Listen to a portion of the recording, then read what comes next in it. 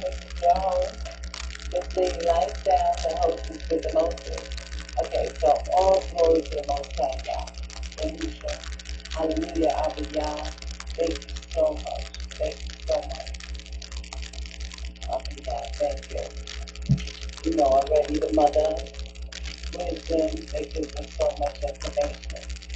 It gives us that, it's given us back that knowledge that we were probably using a long time ago. So anyway,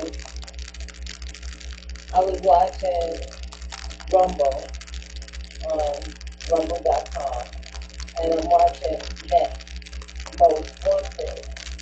So I figured, this is the opportune time to go to the next segment of Big Brother so that you can get some important information that you need. This is getting that extra oil, getting that extra food, getting that extra lamp oil that you would need to take, and make sure that you have. You might as well get the information now so that it's complete. The knowledge and the intimate understanding of what's going on around this time. So he named this, I watched this brother speak, and he's very intuitive to what's going on in this world, and he shows you his evidence with other videos that he, put together and speak on it, and really ask your opinion, when you think about it, not that your opinion is going to even matter according to the scriptures. However, it's good to have that outlet before it is what it is. At least you're able to get it out, repent, learn, get closer to the Father, get closer to our Elohim, and take it from there, But you want to be in good standing with the Father. You want to be in good standing when things about to hit the fan, So you only know that things are going to hit the fan because you read certain scriptures, and when things follow through it, you go through with it, it's like, whoa, this is really about real life, So I'm not the only one going through this. I'm not the last one to go through this. So all glory to the Most High Yah. The information has to be told and shared however creatively you would like it. It is what it is. Okay, so let's get into it. Shalom, shalom, shalom. Thank you for coming by. Thank you for viewing. Thank you for liking. Thank you for sharing. Put your comments down. Maybe somebody will reach out to you and reply to your comments. You know what I'm saying? Or, I'm just chilling and relaxing and going by. What the Most High want me to do? What the Creator wanted me to establish? What the Father of the Yah wants me to do? Glorify His name. I'm going to change the channel of God. But I'm not interested in all of that. But if they try to pull, you can pull it by yourself. How about that? Whatever you're trying to pull by yourself. Because I'm not with all that. Alright, so I'm going to put this on. So to be a little bit more focused on what we're trying to look at and learn. So this brother called this video Evil Origin, and it's about how many minutes? I guess about 3 hours and 42 minutes. That's how that brother be telling information. He gives us these long videos. So you can go on rumble.com and search for NETMOSTWANTED, NET, all capital letters, NETMOSTWANTED. And it's a new and gives us the scripture. It's so much news that it could be up to 3 hours, over 3 hours, close to 4 hours. How he gives you all this wealth of information and the way he lay it out. It behooves you. It behooves you to watch these videos. Okay, so I'm going to say this one. If you saw the 2020 vision that he had, that was like 2 hours, almost 3 hours long. Okay? And let's play. All glory to the Savior. Now make sure you get your notes, write down your notes, do all that in a steady hour, in the most calmest way. If I'm your teacher and you're a student, then this is our online class session to get this information down. Hallelujah, the way the Father wants me to bring it out to you, okay? All glory. Take it or leave it. It's one or the other, because it is what it is, brothers God. Y'all aware something is going on. Y'all aware things are not like it used to be. Y'all aware of whatever else went on with Kyrie and Gay. Y'all aware of things now. So now it's time for you to move accordingly. Now that you know, you can't go back to sleep and say, oh, I'm going to go back to sleep and lie nowhere. No. You saw the Euphrates River. You heard the Euphrates, the whole of the Euphrates River. You know that there's something in the sky, some UFOs and everything. Y'all making, I hope you're not making a mockery. You know what I'm saying? And just be rebellious because you think that's the child. They're saying, don't be rebellious on your own feet. Don't cut your nose, fight your face. Don't do all these things. Don't think of this for one. You gotta think of this for two. But that's in you. You know, all these things we're saying are coming true. So you gotta figure it out. If you gotta believe the scriptures and listen to that Euphrates River, then guess what? Those are the 4 angels bound down there.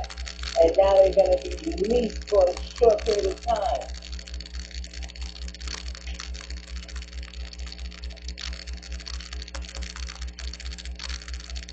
You know what I'm saying? It's not going to get any better. So don't think that, oh, it's just going to be, get that leave of the phase and that's going to be over with. No. All I say is that what's coming after that is the best thing. You know, it's called the crack in the sky. You know, with no sin on earth. And we're living his people. And he said, those are my people. Those are my people. They love me. Those are my people. Now go that he's going to take care of his people. And it's going to be for forever. And it's going to be beautiful days forever before. Come on now. This is my wonderland. Don't get it twisted. I want this. I want this to transpire. Okay, Obadiah 1 doesn't look good for you. I can just say that. All I can say is Obadiah 1, it just doesn't look too good for you. I don't know how to tell you, but it don't look too good. Alright, so that's Obadiah 1. Now, Psalms 83, you can read Psalms 83. I don't think it looks good for a lot of y'all. I don't know who those people that was pointed out. If you know more than me, and you know who are these other people that the scriptures talk about, like the tabernacle of Edom, the tabernacle of Moab, the Ishmaelites, people, if you know who you are, that's what's coming on your wall. No, thus saith the Lord.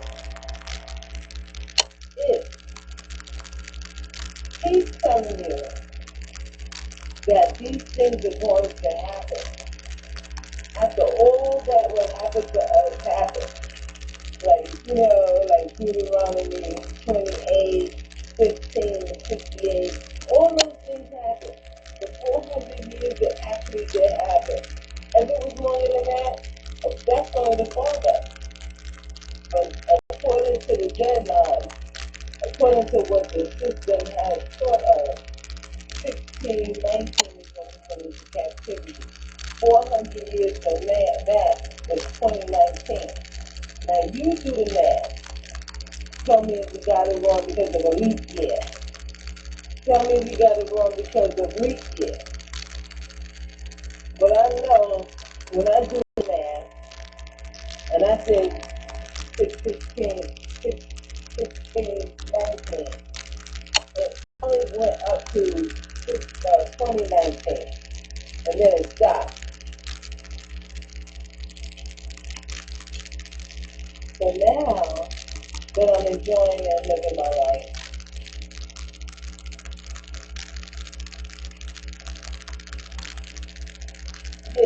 enjoying and living my life, okay? You take this information from what it is.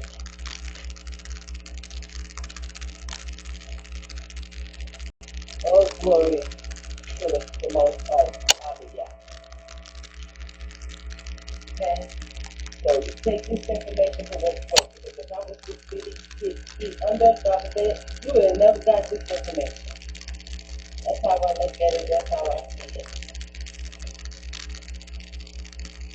So if I was 6 feet under, y'all wouldn't have got this information from me, through me. Okay? So now that we all have this opportunity to get some information, all glory to the Most High, who stays and rents like me. Okay?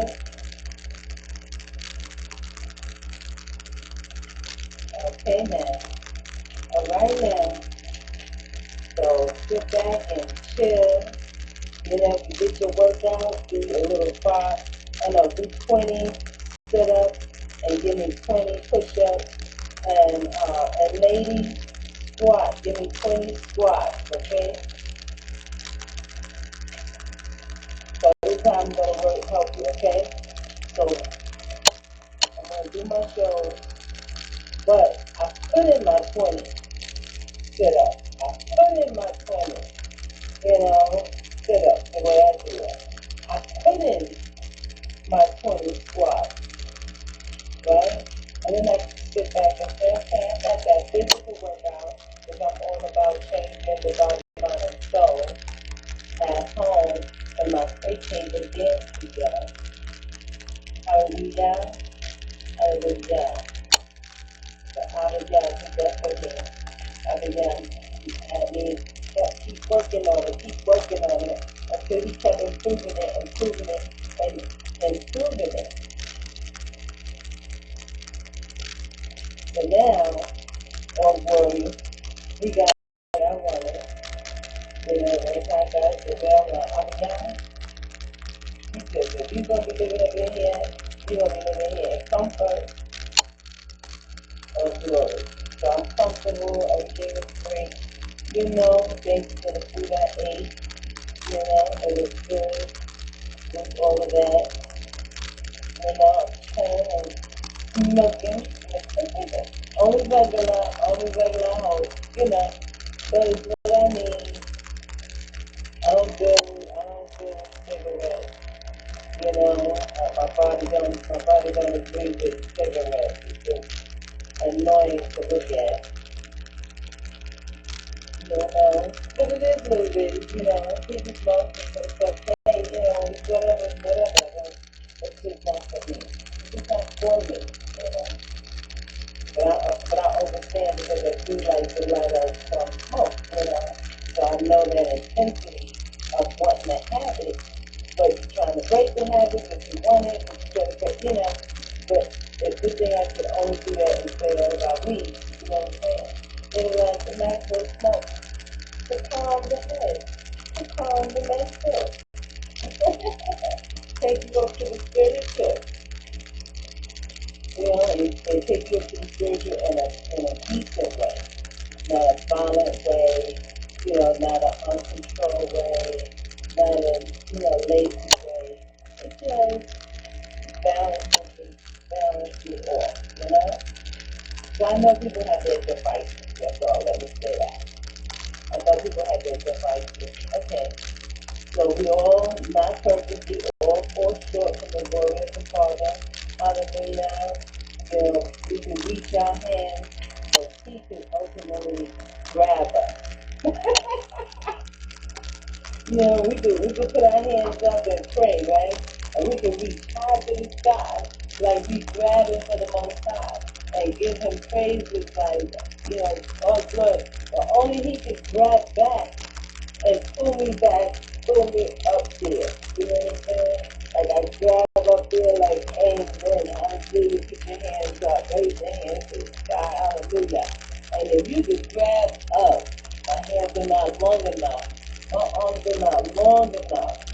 If my arms are not long enough to reach for the Father, reach up high, then I can only think that He could reach and just grab me like King Kong and just grab me, pick me up, and scoop me like some sand and just say, this right here is my baby girl. Like, grab me and lift me up, and all y'all can see is me floating to the sky. That's how long the Father's arms are, that He can just reach for me and lift me up and just let me float away. Okay? So I keep myself in my fantasy, you keep yourself in your fantasy. So when I give the Father the praises, it's like, yes, He's going to lift me up. He's going to lift me up to that sky. Alright, so let's get back into it. Let's get back into it.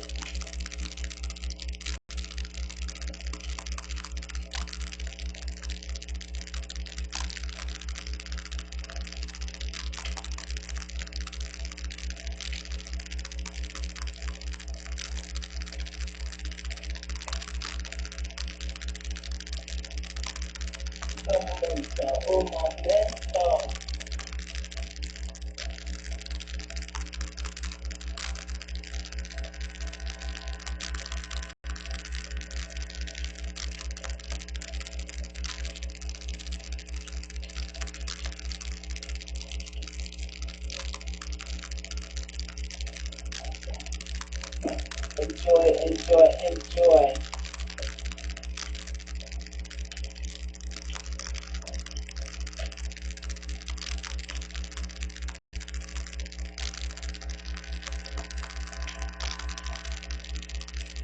I don't care about the end, but don't look at the end. If you ever saw the Arnold Schwarzenegger movie, they could make a chip that they could trigger and it could explode, give you an aneurysm, and kill you right then. So that's real control. So I think we should be very, very cautious about any effort to microchip the population. The long-term goal is to tag you, is to make you electronically aware, so that way you are meshed into a network.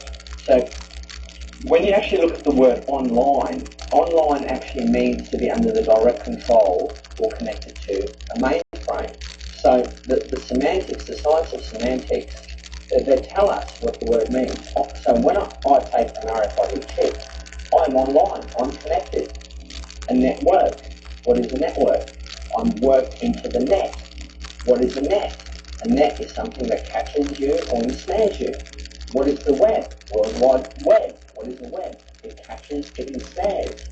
Without nanotechnology and microchips, they could not build their total central global control system of every man, woman, and child on the planet. So it appears when it's necessary. And there's also a way that we can share information. We got a web. You have so many IPs, and we're basically running out of it, right? So they've created something that's called Internet Protocol version 6.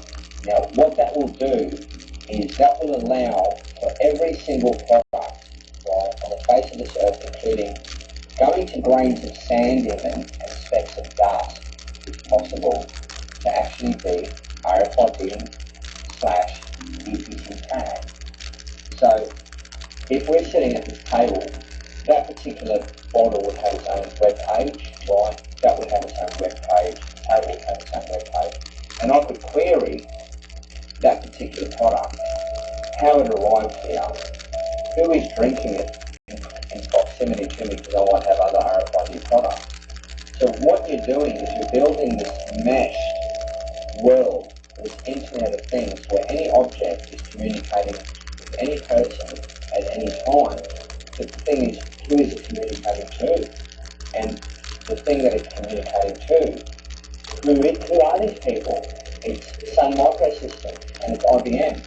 And what will they do with this data? So that's what we're saying is, yeah, there will always be a benefit approach. The genome project to cancer, to Alzheimer's. It's always cure. I haven't seen any cures. You never will see any cures because that's the lie. It's the benefit approach. The question now is, what are we going to do about it? What can we do about it? There have always been those who wish to control mankind, and they see themselves as illuminated to some degree. But this right to control, to dictate, is not something that should be forced upon us. We have the right to free speech, to protest, to stand up and say, we won't take this. There are many who are waiting for a revolution, waiting for the people to riot, to fight back on a physical level. And these people appear to be the very individuals who control us in the first place. If riots take place and the people take this fight to the government, then expect a lot of casualties and little support from those still inside the proverbial box. Many believe this revolution will take a different form, and the fight will be won in other arenas. Yes, very true. We all know this. We all know what's happening. The trick is to get that awareness from deeper levels of self into the conscious mind. Because, of course, the human consciousness, it's like an iceberg. I mean, only a fraction of our consciousness is conscious awareness, like me talking to you now. We carry fantastic amounts of information, understandings, awareness at deeper levels of self. And it's bringing it to the conscious mind that is the key. Because this conspiracy overwhelmingly is subliminal manipulation. I believe, you see, that the so-called Dark Brotherhood, the Illuminati, and so forth and so on, are not as much a problem as the members of our own community, so-called, who can't get into focus, who continually are fighting, continually trying to separate and fragment and accuse and debunk and all of these kinds of things. I think we have to clean up our own house first, before we can even take on the common enemy. The common enemy knows this, so they continually perpetuate the agent provocateur, colonist agenda to make sure that we can't get our bows and arrows together and we can't even find, it's like the Three Stooges running around here. One of the cul-de-sacs of conspiracy research is you get so focused on twigs, you can't see the forest. It doesn't matter if they call the Illuminati or Aunt Ethel's teapot. It doesn't matter. What matters is that they exist and what they're trying to do and how they are manipulating us to make it happen. So, we can talk about names of organizations, and I do. But whether they're called the Illuminati or whether they're called something else really doesn't matter. I mean, we've got to get out of that and into this and see how the things fit together instead of getting so focused, train spotter style for a heck of a fine ride. bloody detail. Because I see, conspiracy researchers arguing over fine detail. The house is on bloody fire, and they're arguing about, what the name is of the door they want to go through to try to call the fire brigade. Excuse me, what are we having this conversation for? The house is on fire. What are we going to do about it? Kingship is the coming together of all the knights, coming together of all the voices. It's as imposing, because no one person is ever going to have the right idea. Remember, one single leader can either be corrupted or threatened or compromised. Talk So about it. it's actually a vulnerable thing to have a single leader, Talk because about it. that's no threat whatsoever That makes sense. to the members of the Black Lodge. Well, there's two ways of facing the problem. There's finding a solution, and we've looked That around, sun is right out there, isn't it? and there's removing the cause of the problem. That sun is There are many levels to the sun cause is of so the problem, right but outside. the fundamental one is most people are not conscious. They're in mind. They're in body-computer reality. So becoming conscious is vital, because everything else is there. People say, what do I do? What do I do? Well, become conscious and you'll know what to do. Firstly, you have to recognize that it's happening. Secondly, you have to then protect your message from it. And by that, I mean the children around you, and the people around you. You don't protect them. That's the first place to start. With these children. You have to start with the children. And so I think when I see something important, I say, but I will also keep them very important. Can we overcome the mass manipulation that's ongoing? We can if we all do that. Because our children will grow up and they say, I'm not watching that. And the figures, the viewing figures will go down and the products won't be bought, etc., etc. As it is today, it's obvious that we haven't been teaching our children. No. It's obvious that we're allowing stupidity to overcome the wisdom.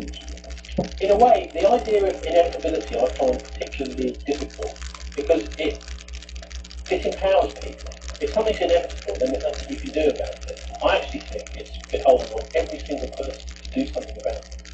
To do something about the future for the children, to fight for the hard-won civilization that we've got here in Britain, which is still a reasonably good civilization, a standard of living compared to other parts of the world. The solution for our movement is you need to have preventative legislation put into place for microchipping. Right? It is a lot harder to overturn legislation than it is if it's not there. So that is the first goal, because once one is microchipped, it's the end. It's like that is just the final frontier. I mean, once the human populace is microchipped, it's over. It's as simple as that. So what I say is, fight the fight on different levels. If you're 9/11 truth or whatever, it all helps, right? It's all fun. The point is when man is reduced to inventory, life I was at 9/11. I ain't listening to these. You know I was at what you need 9/11. to I ain't do listening to to these. make a contribution I mean, these people to unraveling what's going on. But You don't need to ask, what should I do? You those bloody people, know. Mind get up out has of to here. ask, what shall I do? Because it's bewildered. It doesn't know All I gotta what's do is going wait on. on the floor. Consciousness knows what to do. So becoming conscious I is physically absolutely can't get up vital. out of here now. Everything that follows from it, and therefore everything that is necessary to bring down this house of cards, which we are currently holding on.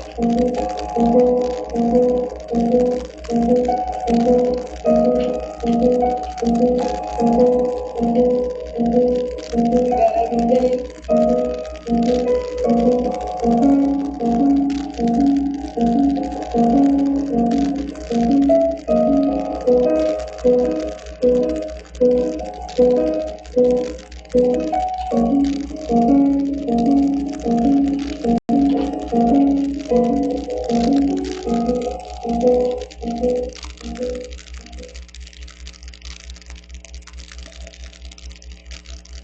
So you have to, at the end of the day, you have to trust your spirit, God, and in your place. It has to come down to your place, God. Are you vibrating high enough? What frequency are you on? I can't keep emphasizing that enough, guys. I'm not preaching. I'm sharing. I'm not preaching. I'm not trying to be a minister. I'm not trying to be a pastor. I'm not trying to teach anybody. You know, but just show them that there's a way. That's why you see them. Out of this mess. Why you think they're attacking people I spiritually? just Why you came home think and people, like I finished. showed you the video, people squatting on the air and stuff, they don't see nothing. Yeah, it's my time. It's my time. But if it's not my time, I'm not going to look for time. For time.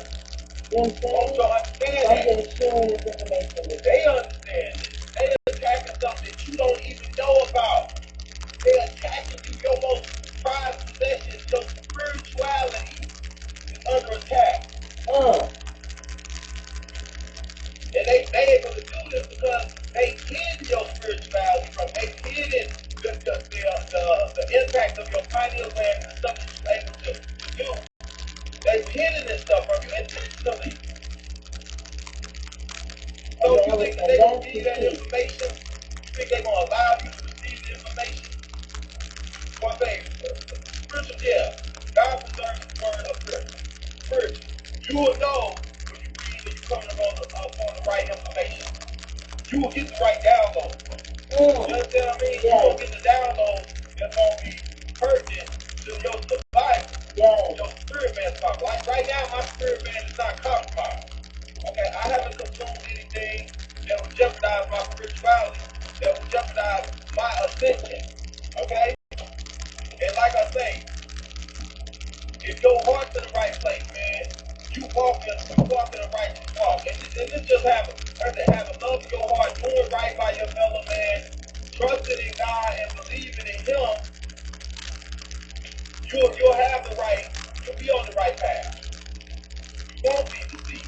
Well, I got to come out. But for those that are not vibrating high, which they've been compromised in the church, you know, they've been compromised in as far as the music, the movie, all of that stuff. They've been compromised. That's what I'm saying. If the holiest man in the world supposed to be the Pope, and his blood sitting up in there, you know what he's doing, right? How is he able to do this stuff? How is he able to operate and function and utilize the same Bible that we utilize? Don't you think, like we said, man,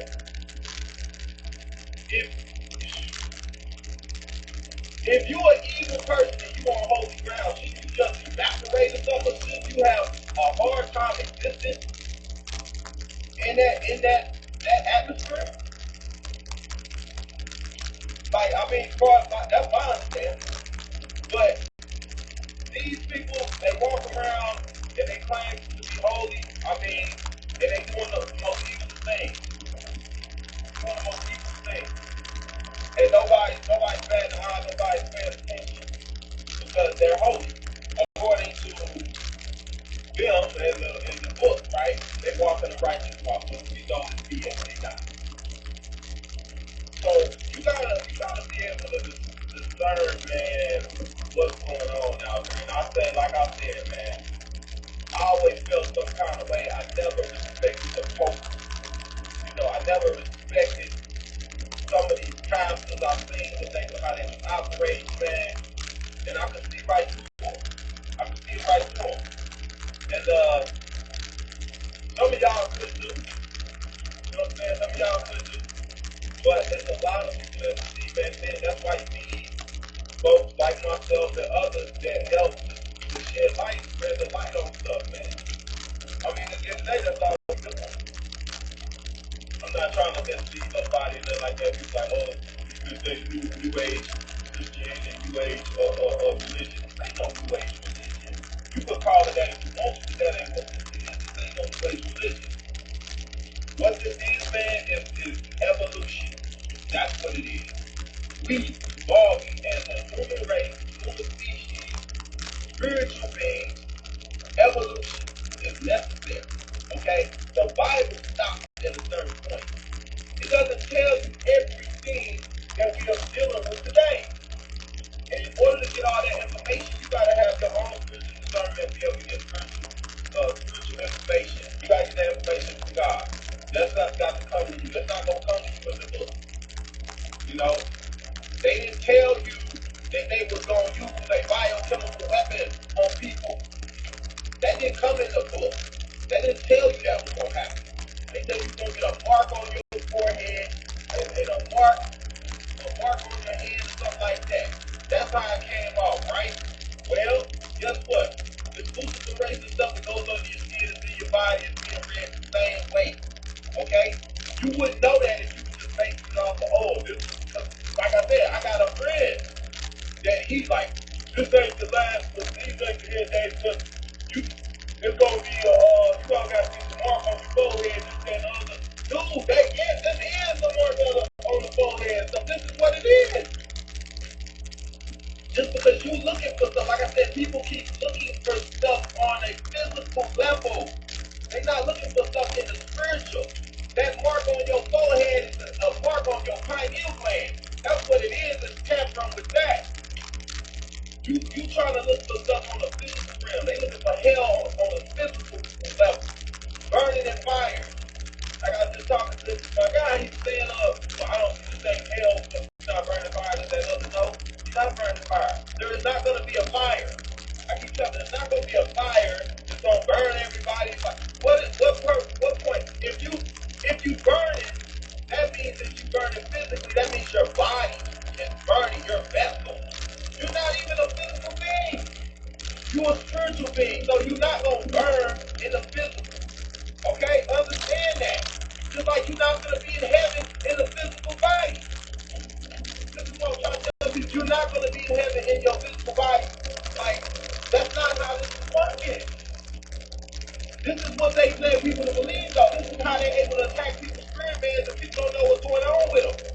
Because they thinking that this is a physical thing. It's not a physical thing. Is this making sense to anybody, guys? Like I said, heaven, your ascension is based on you vibrating high. How you vibrate high? Physically, you're not vibrating high. Okay? It's not a physical thing. This is what people expect, and these are people that are most lost. Okay?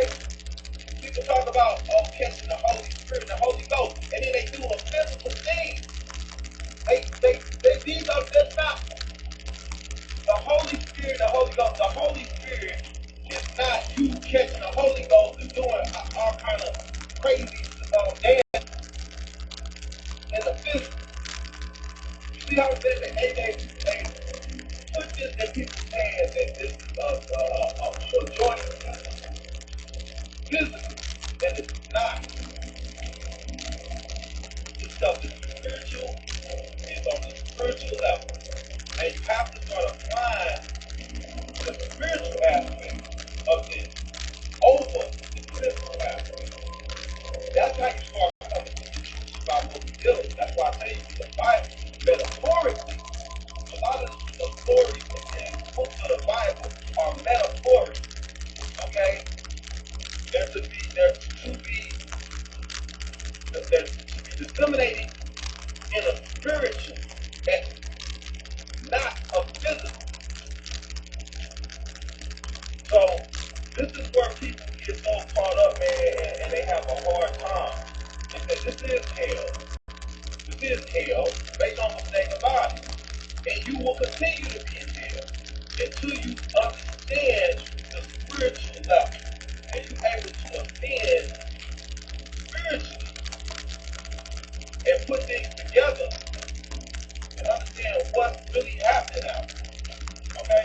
Right now, we are on TV real. I can't even emphasize that enough. You in here. That's why the demons is right. That's why they run this world. This is hell. They run hell. Okay? God runs heaven. God runs up to them. Spiritually, you have to get there. You're not going to heaven physically. If this makes any sense, you're not going to heaven physically. And I think so many people believe that they are.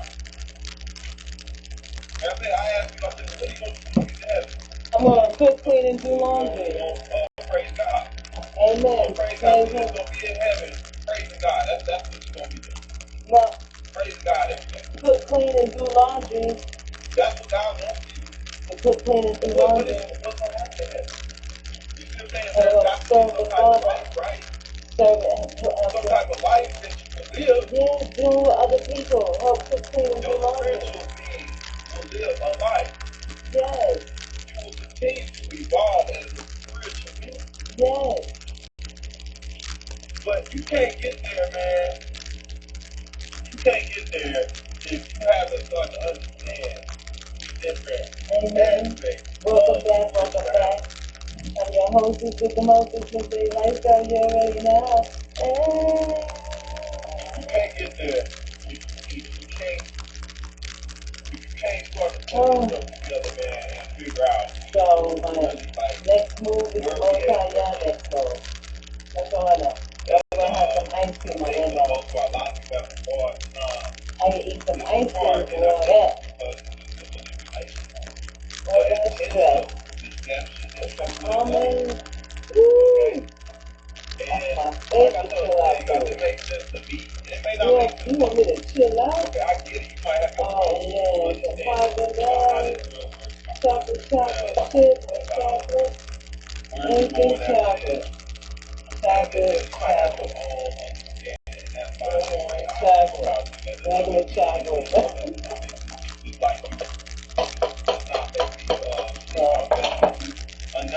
Nope. Now, everybody should have their own relationship with God. You also have your own spiritual relationship. You also have your own understanding. Okay, everybody will reach their understanding, their own time, their own place. Like I may have reached my understanding that life is at a certain point. I'll experience certain things. Dictatorship disguised as a free world. The question remains, however, who exactly are these visionaries such as Orwell, and how did they acquire such knowledge? He was, by all accounts, an extremely nice guy. He worked for the BBC for quite a long time. He produced over, I think it was 125 shows there. He interviewed some real top people, some really interesting people for that show. Strangely, no record of his voice exists. He worked for the BBC for a long time. One of the reasons for that is because his throat was damaged in the Spanish Civil War. So his voice was slightly strange. What was he doing in the Spanish Civil War? A lot of very clever people got involved in the Spanish Civil War, which was, and can be proven today, led by Freemasons. They were very proud of the fact that they were involved in that uprising. There are texts showing that they were pleased that they had got 5,000 people within the military. They actually stood there and said it and transcribed those details down. So we know that there is a secret society that was involved in revolutionary factions in Spain. Georgia, all the guys involved there. So involved that, because it's true. So H.G. Wells was a man who was seriously into all the world of esoteric secret societies, got involved in Rosicrucians and all kinds of things. Jules Verne, definitely a man who was involved. These are people that, as you rightly point out, were involved in the esoteric, involved in secret societies, highly involved in politics. H.G. Wells, certainly, the man who coined the term New World Order. So they were definitely involved. H.G. Wells spent a lot of time in Russia. The communists came back, gave glowing reports, some bad, some good, but mainly glowing. Spent time in America, with high politicians there, was deeply influential with the UN, the beginnings of the UN. In fact, a lot of people think that the UN was formed from his very own idea, and that's actually historical fact, that he was deeply involved with that. H.G. Wells, you mentioned, I mean, he was somebody, I would strongly recommend anybody who's watching to look into an organisation called the Coefficient. And that was a think tank, really. One of the first British think tanks. And he was a member of it for, I think, at least 7 years, 1902, 1909. Bertrand Russell was also in that group, so it was great. It was a real think tank of the British elite at that time, and it was brought together by Sidney and Beatrice Webb, who were socialists. So it was bilateral, a bit like your New Labour project, where they were trying to draw together all kinds of people from different perspectives to answer the question, how can the empire survive in the 20th century and go forward in a position of dominance? And H.G. Wells was in there. And he, of course, came with his scientific idealism, his scientific utopianism. Personally, I would call that almost bordering on a sort of social fascism which he had. And that was really that the individual exists for the state. Conan Doyle was really that. Conan Doyle was free, highly influential, built what they learned into their stories. As George Orwell knew full well that a lot of these societies' intentions were, as they say, good, but to create this utopia on Earth, to have this new Jerusalem. And I think that a lot of that comes through in the books. The thing that people need to look at when they're looking at 1984 and other examples of novels or prophecies or whatever that projected forward long distances and have proved to be accurate in terms of what's happening today, they need to ask themselves, how could they, all those decades ago and more, predict that things were going to happen with technology that hasn't even been invented then? How would they know that? Well, it's interesting that George Orwell was working for the BBC at the time that he wrote 1984, and apparently wrote some of it. He actually asked Bush House, they called it the World Service.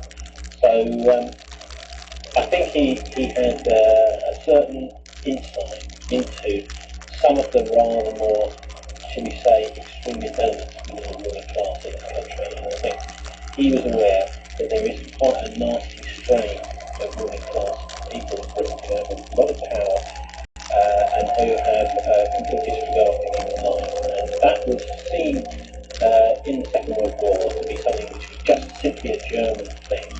I think, yes, obviously it was largely a Nazi ideology was totally pernicious towards human life, but I think they were documented, particularly in the United States, with George Bush's family and Prescott Bush. There was support for the Nazis within the Western world, and certainly within Britain.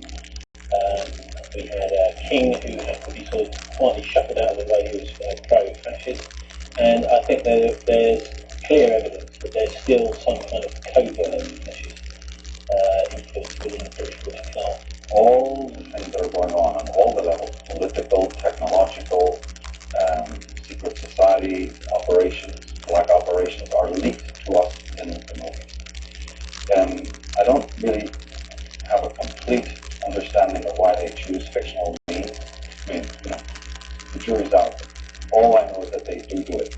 With online media playing such a fundamental role in our everyday lives, the effect of viewing alternative information in documentaries and presentations can have profound implications. And while you may want to inform everyone in your circle of friends and family, you may have some resistance to your attempt at enlightenment. You get hurt because you suddenly found you've been told this like, massive lie.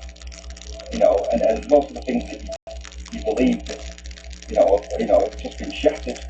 But as soon as you find something like that out, you start investigating more and more, and you think, well, what else have they done? What else have they been up to?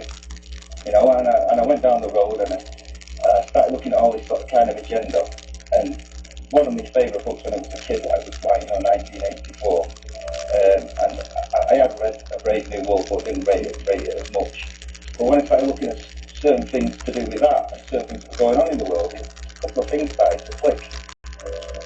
Someone who is completely welded to this so-called 5 sense solid reality and believes that it's real and believes that this world is all there is, or believes in some religious deity or whatever, it's going to be one hell of a shock when they realize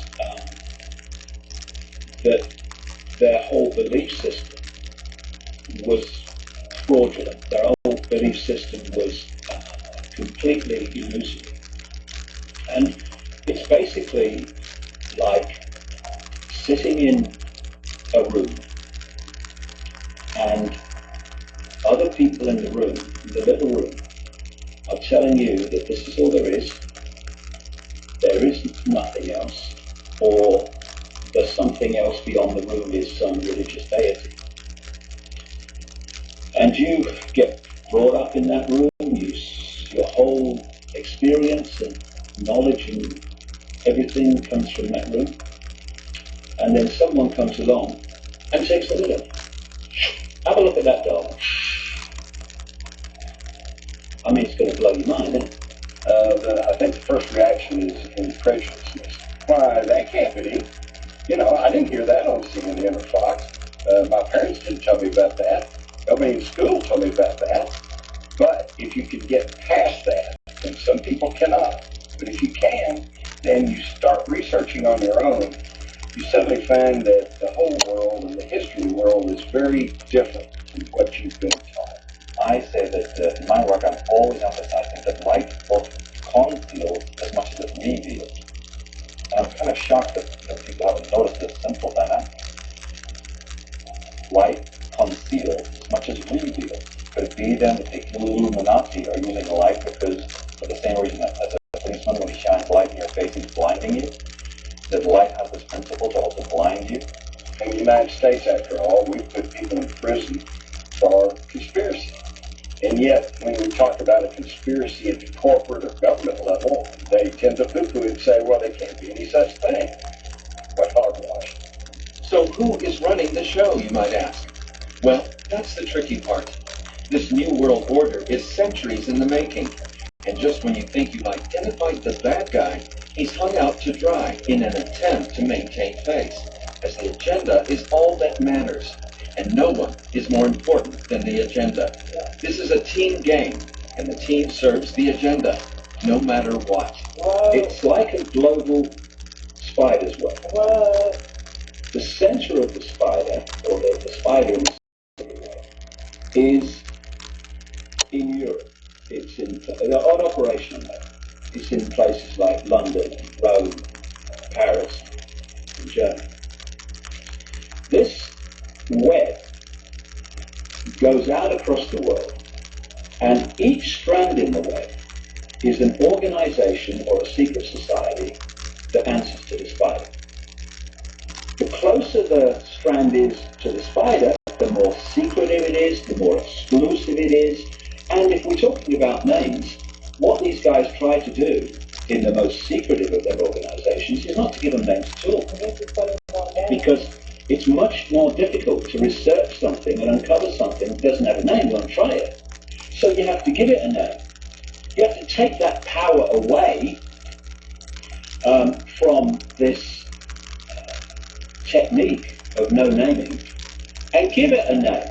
It doesn't matter if that's what they call it or not. You've given it a name, and therefore you've given it an existence which you can then start to uncover it. So I call it the Illuminati.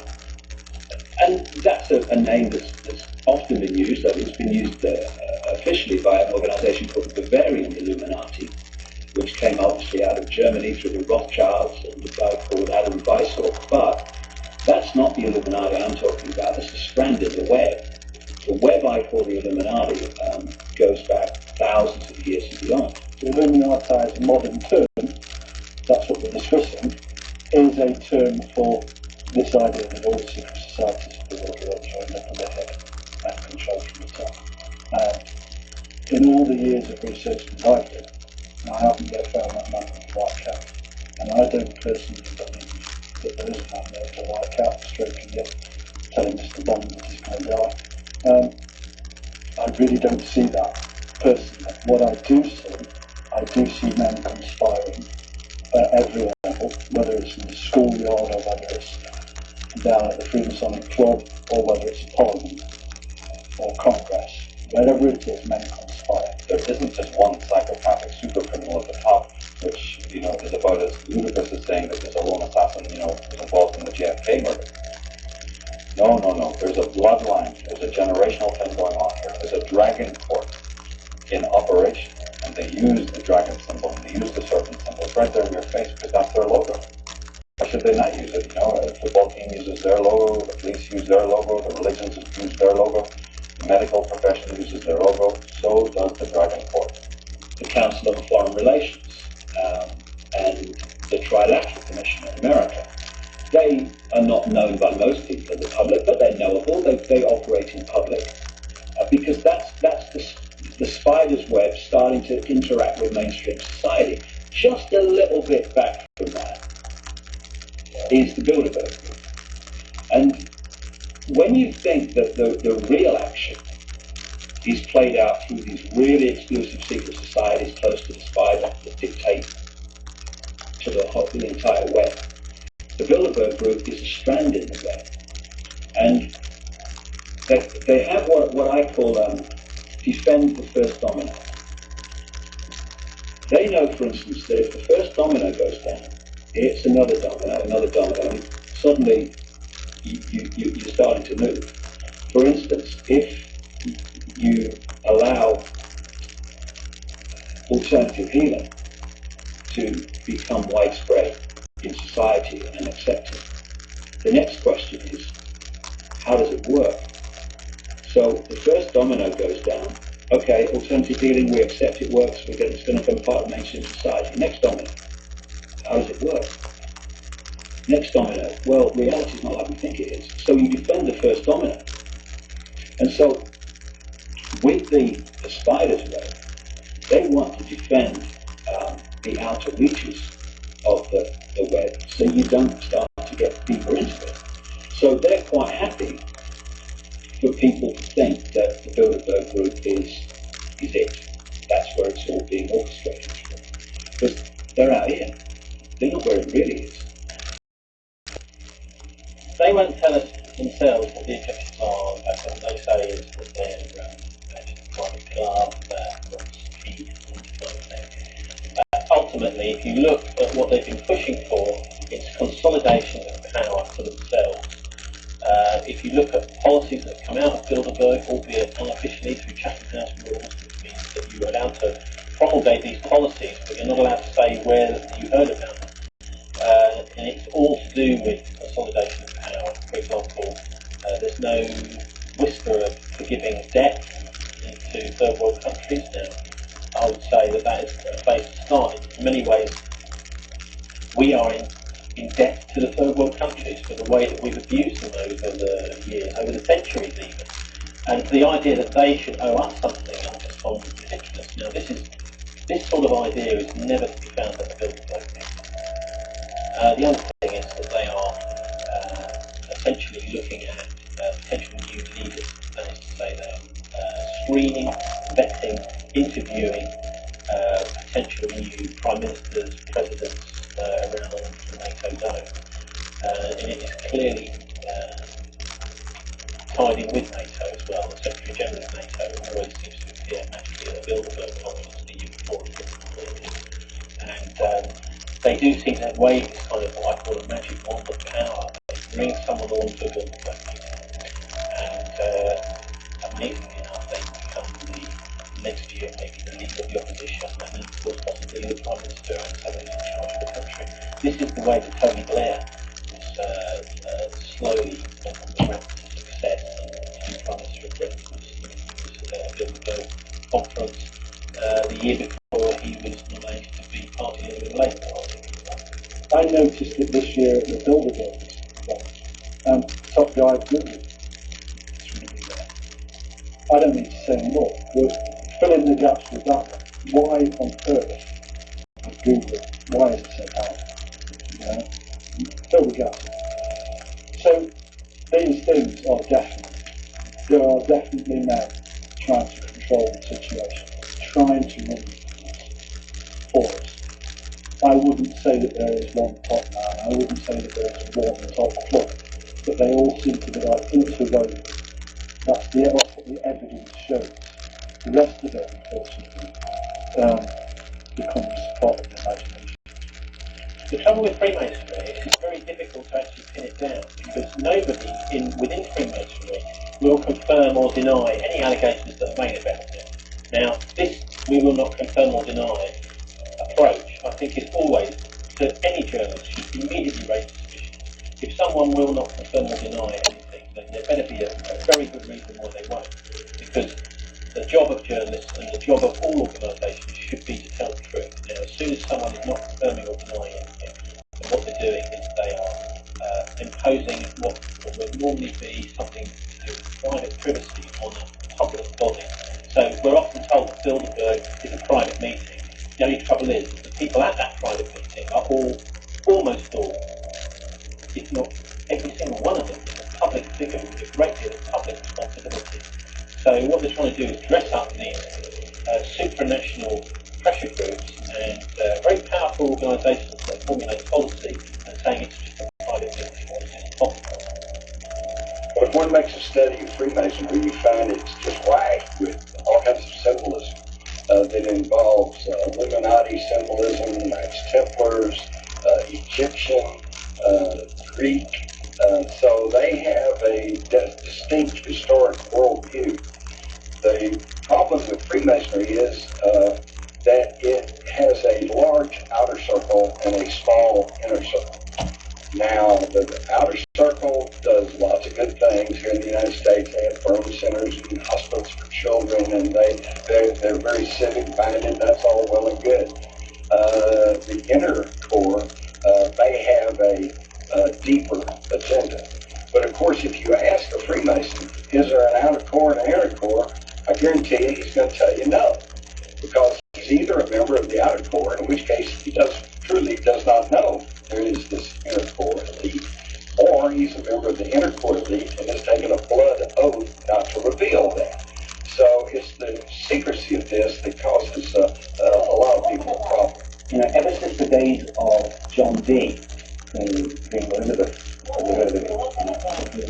astrologer, we know that the elite in this country have worked with deeply esoteric principles, whether it be military intelligence,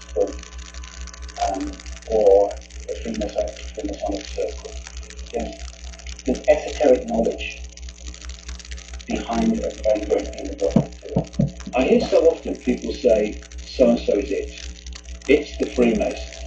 It's the this, it's the that. It's not any of them exclusively. This analogy of the spider's web is crucial to understanding. The spider at the center of the web, all the strands going out from the spider, there are different organizations and secret societies. But the key is the web that holds it all together. So if you go high enough, or using the same analogy, deep enough into the web, then the Knights of Malta are the Freemasons. The Freemasons are the Jesuits, because they're one unit working together under different names.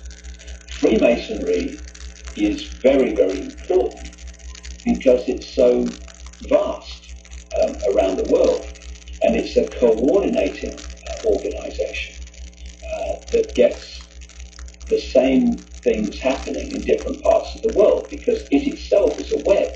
These are webs within webs. So the bloodline question is fundamental again. And the symbols of the bloodline, one of the most important symbols of the bloodline can be seen and is seen by thousands of tourists in the front of Buckingham Palace. It's the red lion and the white unicorn. The reason for bloodline is simply that the adepts were always few. And you can't run the world with just a few people, no matter how evil you are. So you have to have a administrative body. You must have lackeys, you must have minions, you must have lieutenants. I think that you would have to look for business these days. And I think that you would find that battles still ensue, that religions still want to fight politicians, and politicians want to fight religions, and the businessmen are on both sides. I think that you will find that the best places to look are not necessarily the elected politicians, but those unelected ones that we call civil servants. You will find that if you want to talk about bloodlines, there are some incredible bloodlines within the civil service. These are unelected officials which tell our elected officials, supposedly elected officials in our supposed democracy, what to do. Well, the big battle going on in the ruling party, political party at the moment, and is over what is this new world order going to look like. I don't think anyone is saying that the world is going to stay the same, because we're seeing economic meltdown, we're seeing increased political integration, but the context of what kind of new world order we're going to have. Now, personally, I think we're not in any situation where having some kind of world government at the moment would be a good idea, because it seems that the ruling classes and the more right-wing elements of the ruling class have really taken over that idea. This is a mentality that would be quite ready to take down the whole planet in one battle between what would be perceived as good and evil. And that's clear in some of the mentality of Christian leaders like Tony Blair, who quite happily bombed 10,000 people to save them for civilization, the project. And we see it in Afghanistan, where the pursuit of the Taliban, well, there's a whole village in the way, and unfortunately it got bombed. But it's that kind of mentality on a larger scale. It's the same. It doesn't matter when you're playing the top game, whether it's 100 people in a wedding party in a village, whether it's a convoy of refugees in Bosnia, whether it's 100,000, whether it's 3,000 people in a skyscraper, even if they're your own people. There isn't your own people at that level. For me, I don't want to sit and go, these are the guys. I mean, you can sit and you can say, well, look, yeah, it's the Rothschilds, it's the Rockefellers, right? It's the Carnegie, it's the Freemasons. Yes, it is. It's also IBM, it's Hewlett Packard, it's Sun, it's the tech companies, it's Global, it's Exxon. What has happened is, the New World Order now is also multinational companies that operate above governments. So when you look at who actually does, and what's a really good provable point, is who does the census for the US? It's IBM, and that also gets a GPS your front door as a bonus, right? Who does the census for Australia? It's IBM. And who does the census for Communist China? It's IBM. So here you have a company that operates above government and uses people's details supposedly in countries that are meant to be in conflict. So there's the New World Order at play. You have this illusion that you have China and America actually conflicting and fighting, or, like allies but not really allies, yet the same company is doing the census. So who's really running the show? Though alternative media is on the increase, the mainstream networks and foundations have their own agenda, and they continue to tighten their grip around the unsuspecting public, using icons of film and TV to subtly promote certain behaviors. You might think more people would be aware of the deceptions, but the New World Order is relentless in its endeavor, and the people are cleverly distracted like an audience in a hypnotist's sideshow. Often journalists are blamed for the content in the newspapers and on the broadcast and stuff which is broadcast too. And actually they are just pawns in some ways in this game, which increasingly is happening in the mainstream media, where big corporations are simply bought and sold on the open market for their political influence. And that's happening increasingly, I think. There's a less and less trust from the British public in the press. And really that decay in accountability of our media began probably in the mid-early 1980s under Thatcher. If you don't agree with Fox News, right, you're out of the hive, right? So how can you not believe mainstream news, right? So the hive mind is always working. It's working in many programs all the time. So if you don't believe the war on terror, there's another program that's running, right? If you don't believe, taking vaccines is good for your children, well, there's another person that's not a drone or a worker bee that needs to be brought into the collective. So there's all these programs that are working to bring you into this born out of chaos world, right? And the function of it is that you have no function. That's the function. The function is that you cease to operate as an individual, and you do as you're told, because that's what the hive dictates. What the queen bee does or wants, the queen bee gets. And the queen bee too can also be replaced, because it doesn't matter about the queen, it matters about the hive and how the hive functions. I think that we have a world full of children. It's about time that they start to work it out and stop listening to the language that's fed to them. Because I don't think that the junkies necessarily to their doubt. I think a lot of the junkies come from all the media news, radio, TV, internet, newspapers, whatever maybe. That's where the junks really come from. It is such a fundamental foundation of this whole conspiracy. Keep from people, by controlling education, by controlling the mainstream media, information, and by controlling mainstream science big time through funding, not least funding. You keep from the people the true, vast, infinite, all possibility nature of reality, and you tell them this is what it is, and they live their lives thinking constantly, can't be done, I can't do this, that's impossible, and it just keeps them in the pen. When it comes to the theme of mind control or mass control, and it's mechanical, it's almost hard to find examples because it's all that. It's ubiquitous. Almost every word that's used, not only the portrayal of certain archetypes, animals, women, men, races, but even the use of certain talismanic words, and including faster, bigger, better, greater, younger, healthier, all sorts of talismanic words, and I used to teach children this, to observe this, waking them up to the fact that these terms are being used a lot in the media. But again, seeking for examples, it's every second. It's not one example, it's multiple. There's a whole barrage of this, coming out of Hollywood, coming out of Madison Avenue.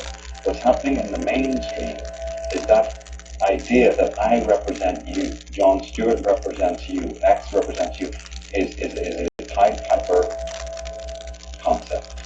Does he really represent you? Do you want such a person to represent you?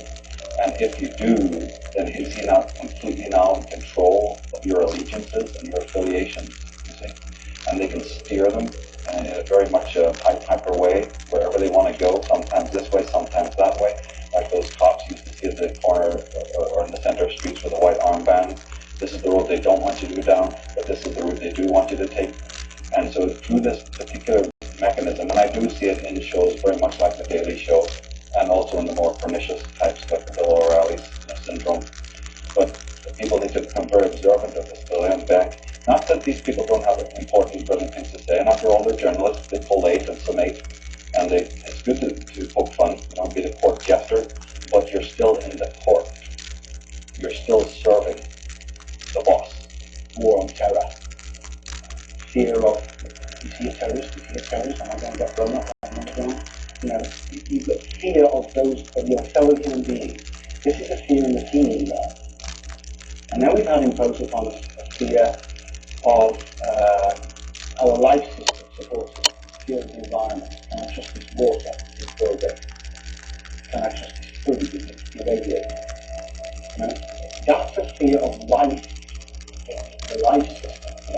But that fear is based, for example, like global warming, the whole debate about climate change and global warming, on our thoughts. What do we understand the truth to be? Well, the question of fear is very important, in fact, it might even be fundamental, because as Frank Herbert, the author, said, fear is the mind killer. And so the constant rug pulling, economically, socially, military, is a key part of all of this. Coming from a psychological background, I distinguish fear from anxiety. I think it's important because fear ultimately is something external. You're afraid of things that are external. You're anxious about something internal. So yes, there's a certain architecture of fear, the installation and influx of fear on the external level. You know, oh my goodness, the economy. Oh my goodness, strange enemies at the gates. Oh my God, towers are burning, etc., etc., etc. My focus is much more on what is the concomitant of that within the psyche. And when you get into the question of anxiety, you then are really following an important thread there, because the anxiety question is age old again. You're going back to a very long time before this era, before the 20th century, into how anxiety, a person has been kept in perpetual anxiety. Of course, people in the lower class will say, well, there's nothing more anxiety than not being able to make your own ends meet, and not being able to feed your kids, but potentially having to go off and die in foreign wars, etc., etc., etc. But more specifically, anxiety is what you're doing to yourself. Anxiety is based on your relationship between you and your own psyche. They've taken an already fragmented, already traumatized, already insecure person and barrage him again and again and again until his entire thinking is shut down. What happens is that his concept of time becomes traumatized, fragmented, disabled. He's anxious about the future. He's forgetful about the past. What also happens is that his brain is overstimulated now. What happens now, he's overstressed physically. His body breaks down. In other words, his immunity on a total, again, we've talked about the war of consciousness, or I've talked about the war of consciousness in my work. This is what it's all about. We're getting to the heart of the matter here. Once this immunity wholesale is lower, then you have the person state, and he can be led towards a global village, or he can be led into complete servitude. In fact, he can even be led to die, in a completely willful state. He can willfully go to die for your causes. What the conspiracy, the people behind the conspiracy understand how this works. Their bottom line, their foundation of this entire conspiracy is to disconnect mind from consciousness, which is like going on the internet, and instead of the guy at the keyboard deciding what the computer's now deciding. Even more than that, the computer's now deciding what you think of the websites when you get there. In other words, the computer has taken over. The machine, if you like to call it that, it's far more than that, but the machine has taken over. The techniques of control used by the New World Order are becoming more advanced. With huge technological advances in medicine and computers, these two areas are key in the manipulation of the human consciousness. While human beings have the ability to use such technology to better our existence, there will be, and always have been, those individuals and corporations who wish to use it as a tool of control and discipline. You basically have got, IBM actually started as a census company in 1896 by a gentleman called Herman Hollerith.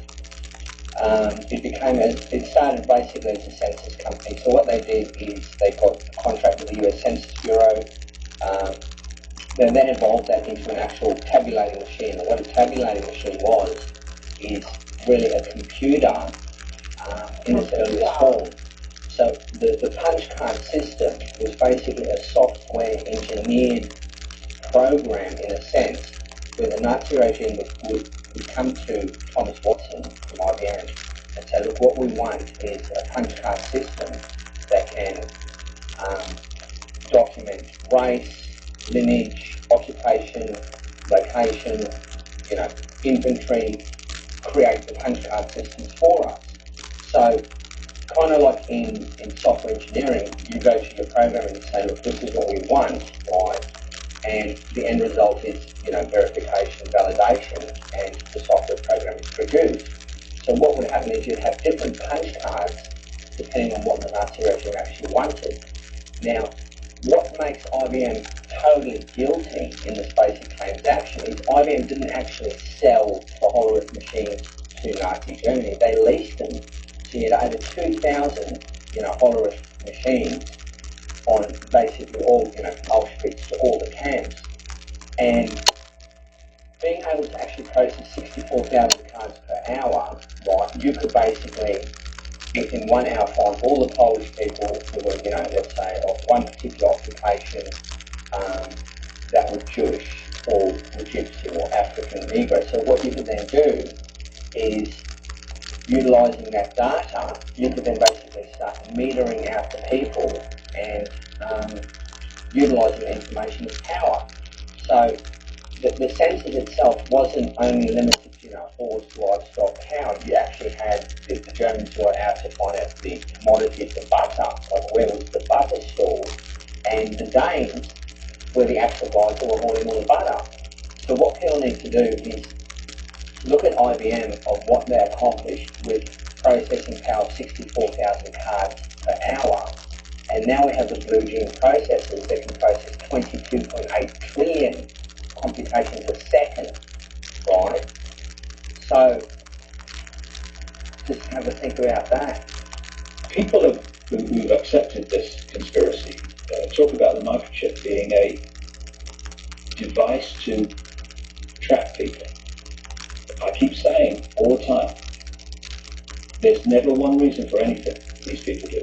Yes, on one level it's about tracking people, absolutely, but it's not only that. It's about getting access to the body computer system, which is a electrochemical organism, and manipulating it mentally, emotionally, and physically through the chip. When you look at genetics programming for it, it's a case of let's get as much information of you as possible. And now we have IBM releasing things like the DNA transistor, which is just, the last, probably announced, let's say, about a month or so ago, where they can actually reverse engineer your genome for roughly $1,000 to $100. So once you biometrically harvest everyone, you've got your iris scan, your retina scan, your gauge, your odor scan, your odor biometrics, etc. Right? From there on, what do they want? They want more. So they want your heart rhythm scan, they want your brain scan, they want you. So it goes from external biometrics to internal biometrics, and then eventually the holy grail is your genome, right? So once they've got the genome, IBM has then gone on record that we can actually now tailor vaccines to your genome. When you start going down that way of thinking, that is going down an Orwellian nightmare. That is going down to become Hitler's wet dream. Hitler on with this technology, he started to put in, how can we track individuals? How can we track things? He wanted to have systems to put barcodes, if you like, or numbers on each individual item. Why? There was a lot of spectacles, a lot of objects that were discovered and found when they started eradicating people. Started off by identifying them. Once you've identified them, you can segregate them. Once you segregate them, they can only go into shops at certain times of day. If they buy a certain product, you can smoke in certain areas. You move down that to a certain degree, you start moving things up, and over time, as these things become acceptable, we lift it up. Eventually to the point which you mind just leaving we know you've had a long journey, but you just mind leaving your clothes on the peg, and remember the number on your peg later on, and go and have a nice shower. Nobody would have thought anything different. And anybody who did expose that was seen to be some kind of conspiracy theorist or freak. And yet history shows us the same. Now we've had Rwanda, we've had China, we've had Russia, in far bigger scale than ever we ever saw with Hitler. If you can tailor a vaccine to a genome, you have a eugenics program. It's like the thing that can cure can kill. So the question is, why is IBM doing this? And history has played itself out, and it's playing itself out again. And the motives have not changed. It is exactly the same motives. And I guess the purpose of the research is to showcase when IBM actually went to market to get the DNA, from people, they hid behind National Geographic. So it wasn't IBM that went into market. They went, let's find out where your lineage comes from. Let's find out where the African tribes are. They're African, they're South American. And what it was a cloak and dagger military operation to get people to hand over your DNA. This is your DNA we're talking about. And you're going to trust it with documented Nazi war criminals? I'm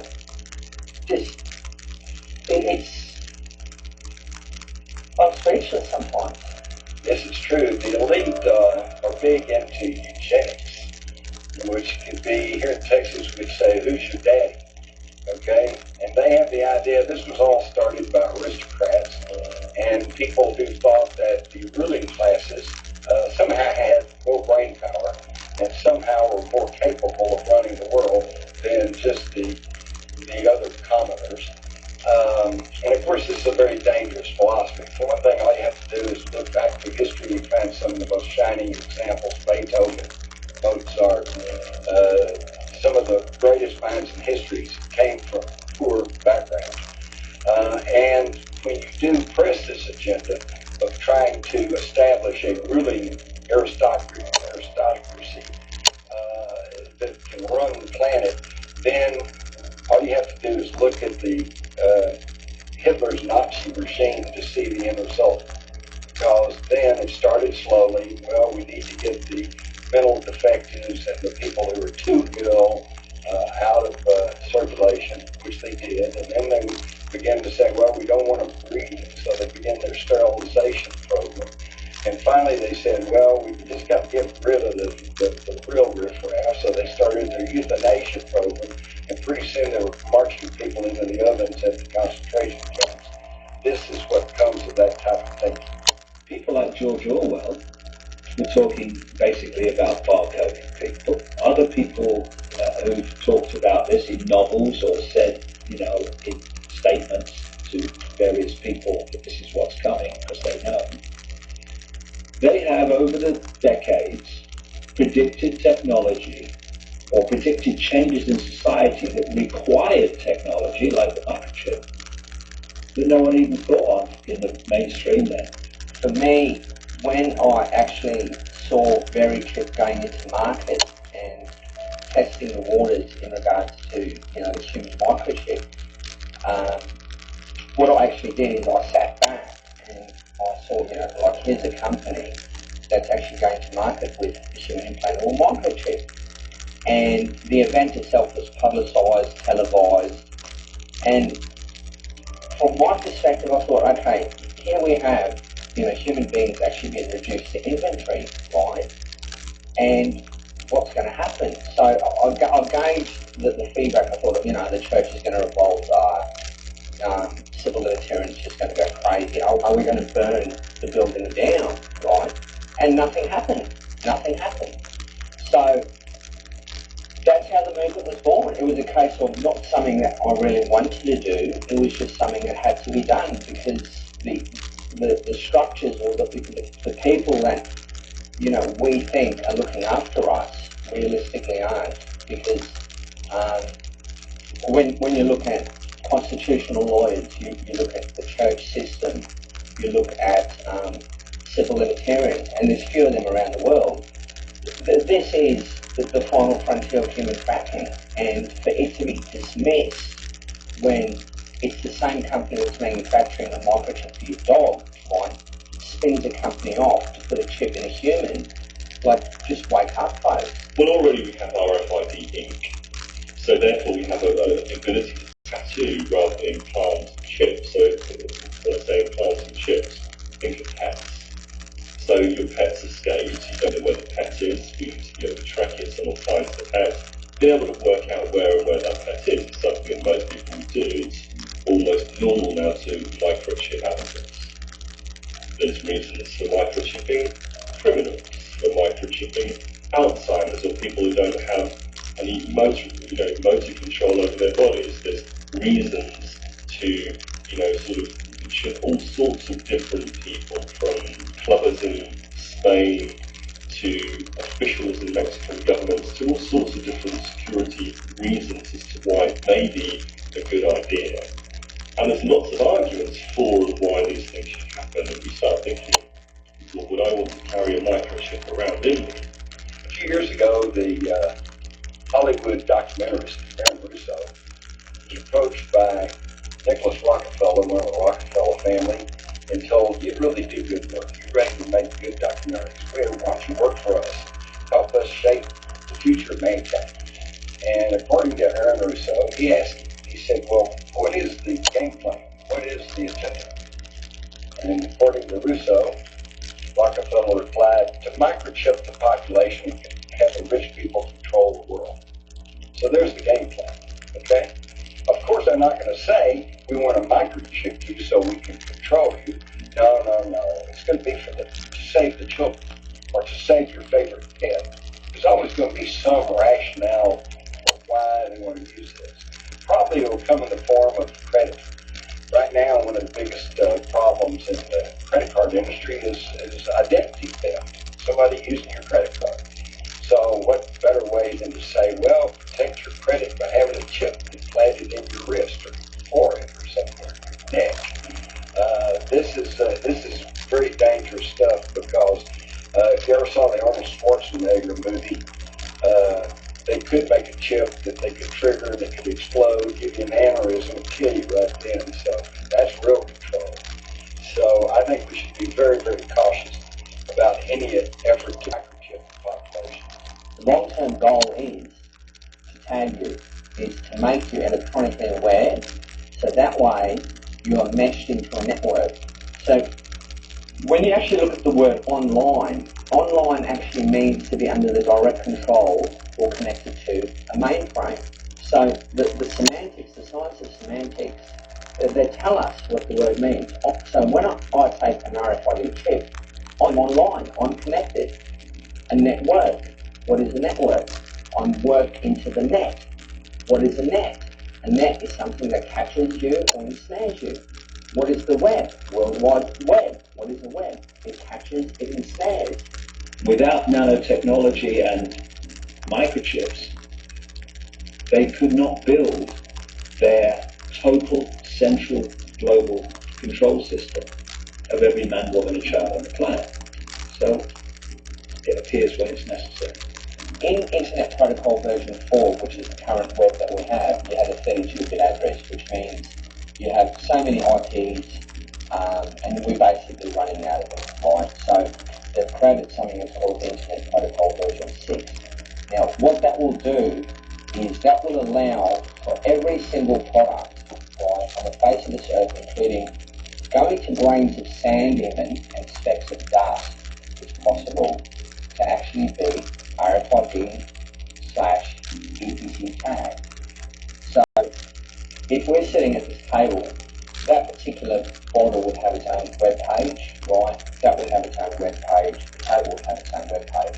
And I could query that particular product, how it arrived here, who is drinking it in proximity to me because I might have other RFID products. So what you're doing is you're building this meshed world, this Internet of Things, where any object is communicating with any person at any time. The thing is, who is it communicating to? And the thing that it's communicating to, who are these people?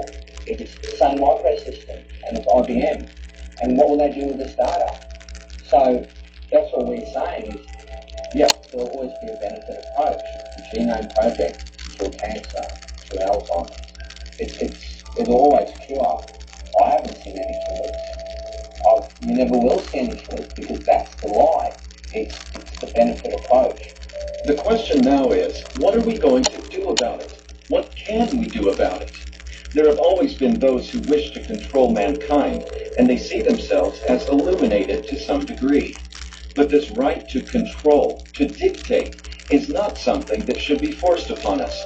We have the right to free speech, to protest, to stand up and say, we won't take this. There are many who are waiting for a revolution, waiting for the people to riot, to fight back on a physical level. And these people appear to be the very individuals who control us in the first place. If riots take place and the people take this fight to the government, then expect a lot of casualties and little support from those still inside the proverbial box. Many believe this revolution will take different form, and the fight will be won in other arenas. We all know this. We all know what's happening. The trick is to get that awareness from deeper levels of self into the conscious mind. Because, of course, the human consciousness, it's like an iceberg. I mean, only a fraction of our consciousness is conscious awareness, like me talking to you now. We carry fantastic amounts of information, understandings, awareness at deeper levels of self. And it's bringing it to the conscious mind that is the key, because this conspiracy overwhelmingly is subliminal manipulation. I believe, you see, that the so-called Dark Brotherhood, the Illuminati, and so forth and so on, are not as much a problem as the members of our own community, so-called, who can't get into focus, who continually are fighting, who continually trying to separate and fragment and accuse and debunk and all of these kinds of things. I think we have to clean up our own husk first, before we even take on the common enemy. The common enemy knows this, so they continually perpetuate the agent of what your, columnist agenda to make sure that we can't get our bows and arrows together, and we can't even find, it's like the Three Stooges running around here. One of the cul-de-sacs of conspiracy research is you get so focused on the twigs, you can't see the forest. It doesn't matter if they're called the Illuminati or Aunt Ethel's teapot. It doesn't matter. What matters is that they exist and what they're trying to do and how they are manipulating us to make it happen. So, we can talk about names of organizations, and I do. But whether they're called the Illuminati or whether they're called something else really doesn't matter. I mean, we've got to get out of that and into this and see how the things fit together instead of getting so focused, train spotter style, on fine bloody detail. Because I see, conspiracy researchers arguing over fine detail. The house is on bloody fire, and they're arguing about, what the name is of the door they want to go through to try to call the fire brigade. Excuse me, what are we having this conversation for? The house is on fire. What are we going to do about it? Kingship is the coming together of all the knights, coming together of all the symposium, because no one person is ever going to have the right idea. Remember, one single leader can either be corrupted or threatened or compromised as well. So it's actually a vulnerable thing to have a single leader, because that's no threat whatsoever to the members of the Black Lodge at all. Well, there's two ways of facing the problem. There's finding solution, with bloody drowning in them, and there's removing the cause of the problem. There are many levels to the cause of the problem, but the fundamental one is most people are not conscious. They're in mind. They're in body-computer reality.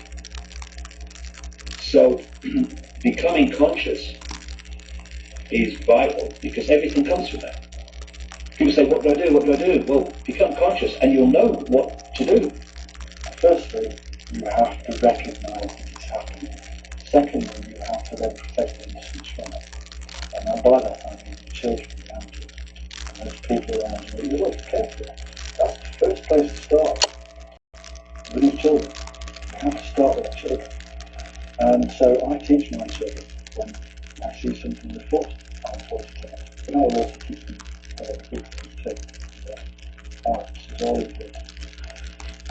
Can we overcome the mass manipulation that's ongoing? We can if we all do that. Because our children will grow up and they'll say, oh my God, I'm not watching.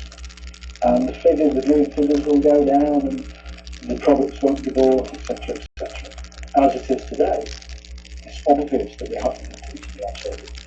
It's obvious that we're allowing stupidity that's within us to overcome the wisdom that's within us. In a way, the idea of inevitability I find particularly difficult because it disempowers people. If something's inevitable, then there's nothing you can do about it. I actually think it's beholden on every single person to do something about it. To do something about the future for the children, to fight for the hard-won civilization that we've got here in Britain, which is a reasonably good civilization, a standard of living compared to other parts of the world. The solution for our movement is you need to have preventative legislation put into place it is a lot harder to overturn legislation than it is if it's not there. So that is the first goal, because once one is microchipped, it's the end. It's like that. That is just the final frontier. I mean, once the human populace is microchipped, it's over. It's as simple as that. So what I say is, fight the fight on different levels. If you're 9/11 truth or whatever, it all helps, right? It's all, but the point is when man is reduced to inventory, right, the war is lost. The war is lost. You know what you need to do to make a contribution to unraveling what's going on in the world. You don't need to ask, what should I do? You bloody know. Mind has to ask, what should I do? Because it's bewildered. It doesn't know what's going on. Consciousness knows what to do. So becoming conscious is absolutely vital to everything that follows from it, and therefore everything that is necessary to bring down this house of cards which we are currently holding on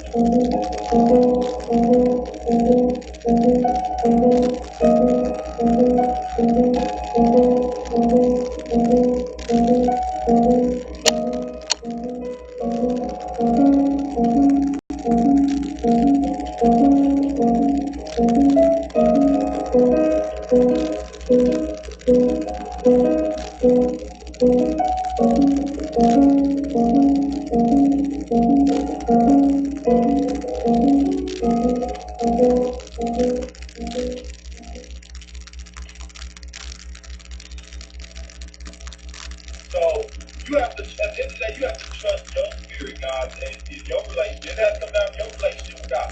Are you vibrating high enough? What frequency are you on?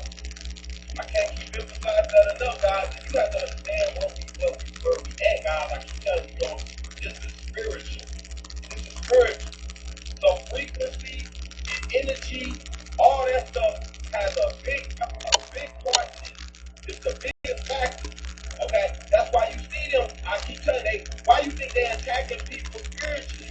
Why you think people, like I showed you the video, people squatting on the air and stuff, they don't see nothing? Because they spirit man seeing that. This is what they seeing, because they attacking the spirit. Folks don't understand that. They understand it. They attacking something that you don't even know about. They attacking you, your most prized possession, your spirituality is under attack. And they able to do this because they hid your spirituality from. They hid the impact of your pineal gland and stuff that you're able to do. They've hidden this stuff from you intentionally. So you think that they're going to give you that information? You think they're going to allow you to receive the information? Or say, spiritual, yeah. God concerns the word of spiritual. You will know when you read and you're coming upon the right information. You will get the right download. You understand what I mean? You're going to get the download that's going to be pertinent to your survival. Your spirit man's compromised. Like right now, my spirit man is not compromised. Okay, I haven't consumed anything that would jeopardize my spirituality, that would jeopardize my ascension. Okay? And like I say, if your heart's in the right place, man, you walking a righteous walk. And this just having love in your heart, doing right by your fellow man, trusting in God and believing in Him, you'll have the right, you'll be on the right path. You won't be deceived. But for those that are not vibrating high, which they have been, they've been compromised in the church. They've been compromised in as far as the music, the movies, all of that stuff. They've been compromised. That's why I say, if the holiest man in the world is supposed to be the Pope, and his blood sitting up in there, you know what he's doing, right? How is he able to do this stuff? How is he able to operate and function and utilize the same Bible that we utilize? Don't you think, like we said, man,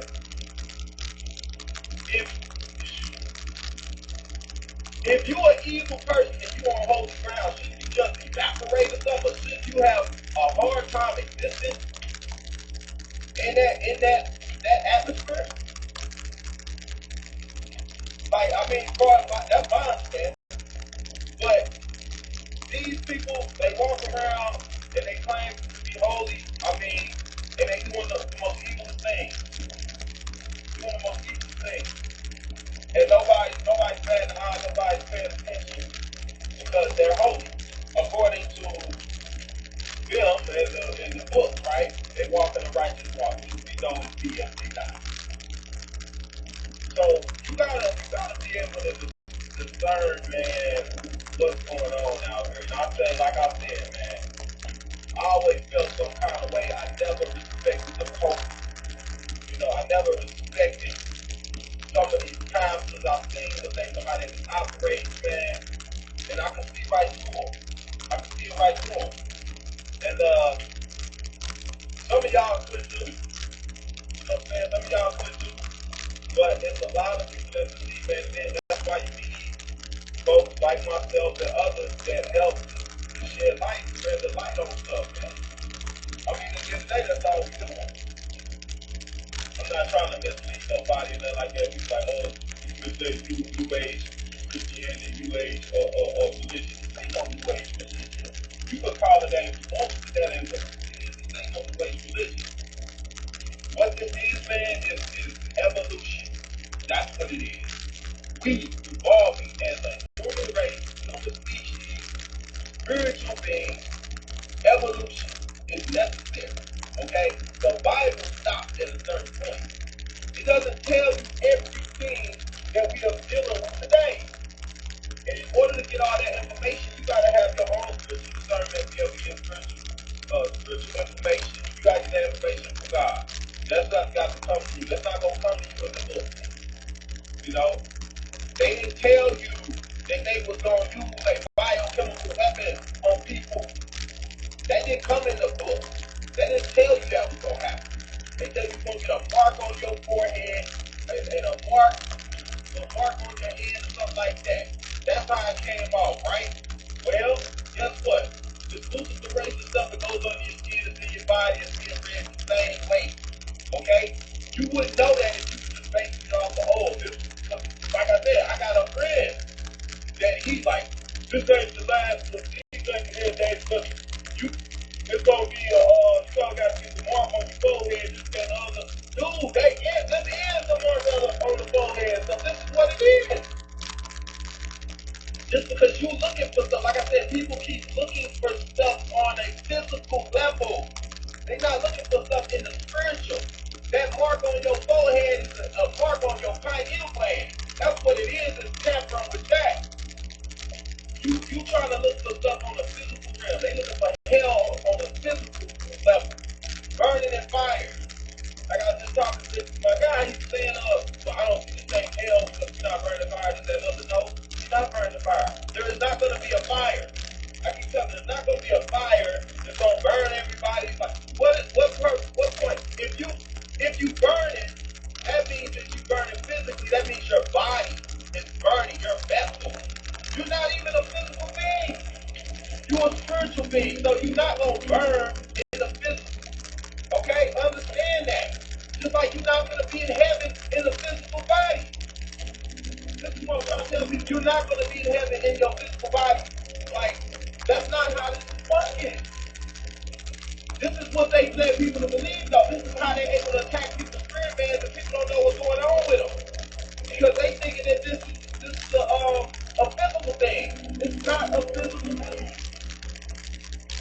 Is this making sense to anybody, guys?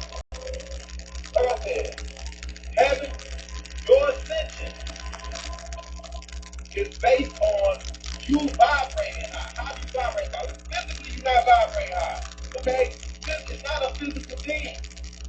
This is what people expect, and these are people that are most lost. Okay? People talk about, catching the Holy Spirit and the Holy Ghost, and then they do a physical thing. That's not the Holy Spirit, the Holy Ghost. The Holy Spirit is not you catching the Holy Ghost and doing all kind of crazy dance in the physical. See how they put this in people's hands that this is for joy physically, and it's not. This stuff is spiritual. It's on the spiritual level. And you have to start applying the spiritual aspect of this over the physical aspect. That's how you start coming to the truth about what we're dealing with. That's why I tell you in the Bible, metaphorically, a lot of the stories and books of the Bible are metaphoric. Okay? They're to be disseminated in a spiritual and not a physical. So this is where people get so caught up, man, and they have a hard time. They say this is hell. This is hell. Make no mistake about it. And you will continue to be in hell until you understand the spiritual level and you're able to ascend spiritually and put things together and understand what's really happening out there. Okay? Right now, we are on the 3D realm. I can't help you guys set it up. You in here. That's why the demons is right here. That's why they run this world. This is hell. They run hell. Okay? God runs heaven. God runs up in the middle. Spiritually, you have to get there. You're not going to heaven physically. This makes any sense. You're not going to heaven physically. And I think so many people believe that they are. And I asked them, I said, what are you going to do when you get to heaven? We're going to praise God. You're going to praise God. You're just going to be in heaven praising God. That's what you're going to be doing. Praise God every day. That's what God wants you. But what's going to happen to heaven? You're still saying there's got to be some type of life, right? Some type of life that you can live. Your spiritual being will live a life. You will continue to evolve as a spiritual being. But you can't get there, man. You can't get there if you haven't started to understand the different aspects of spirituality.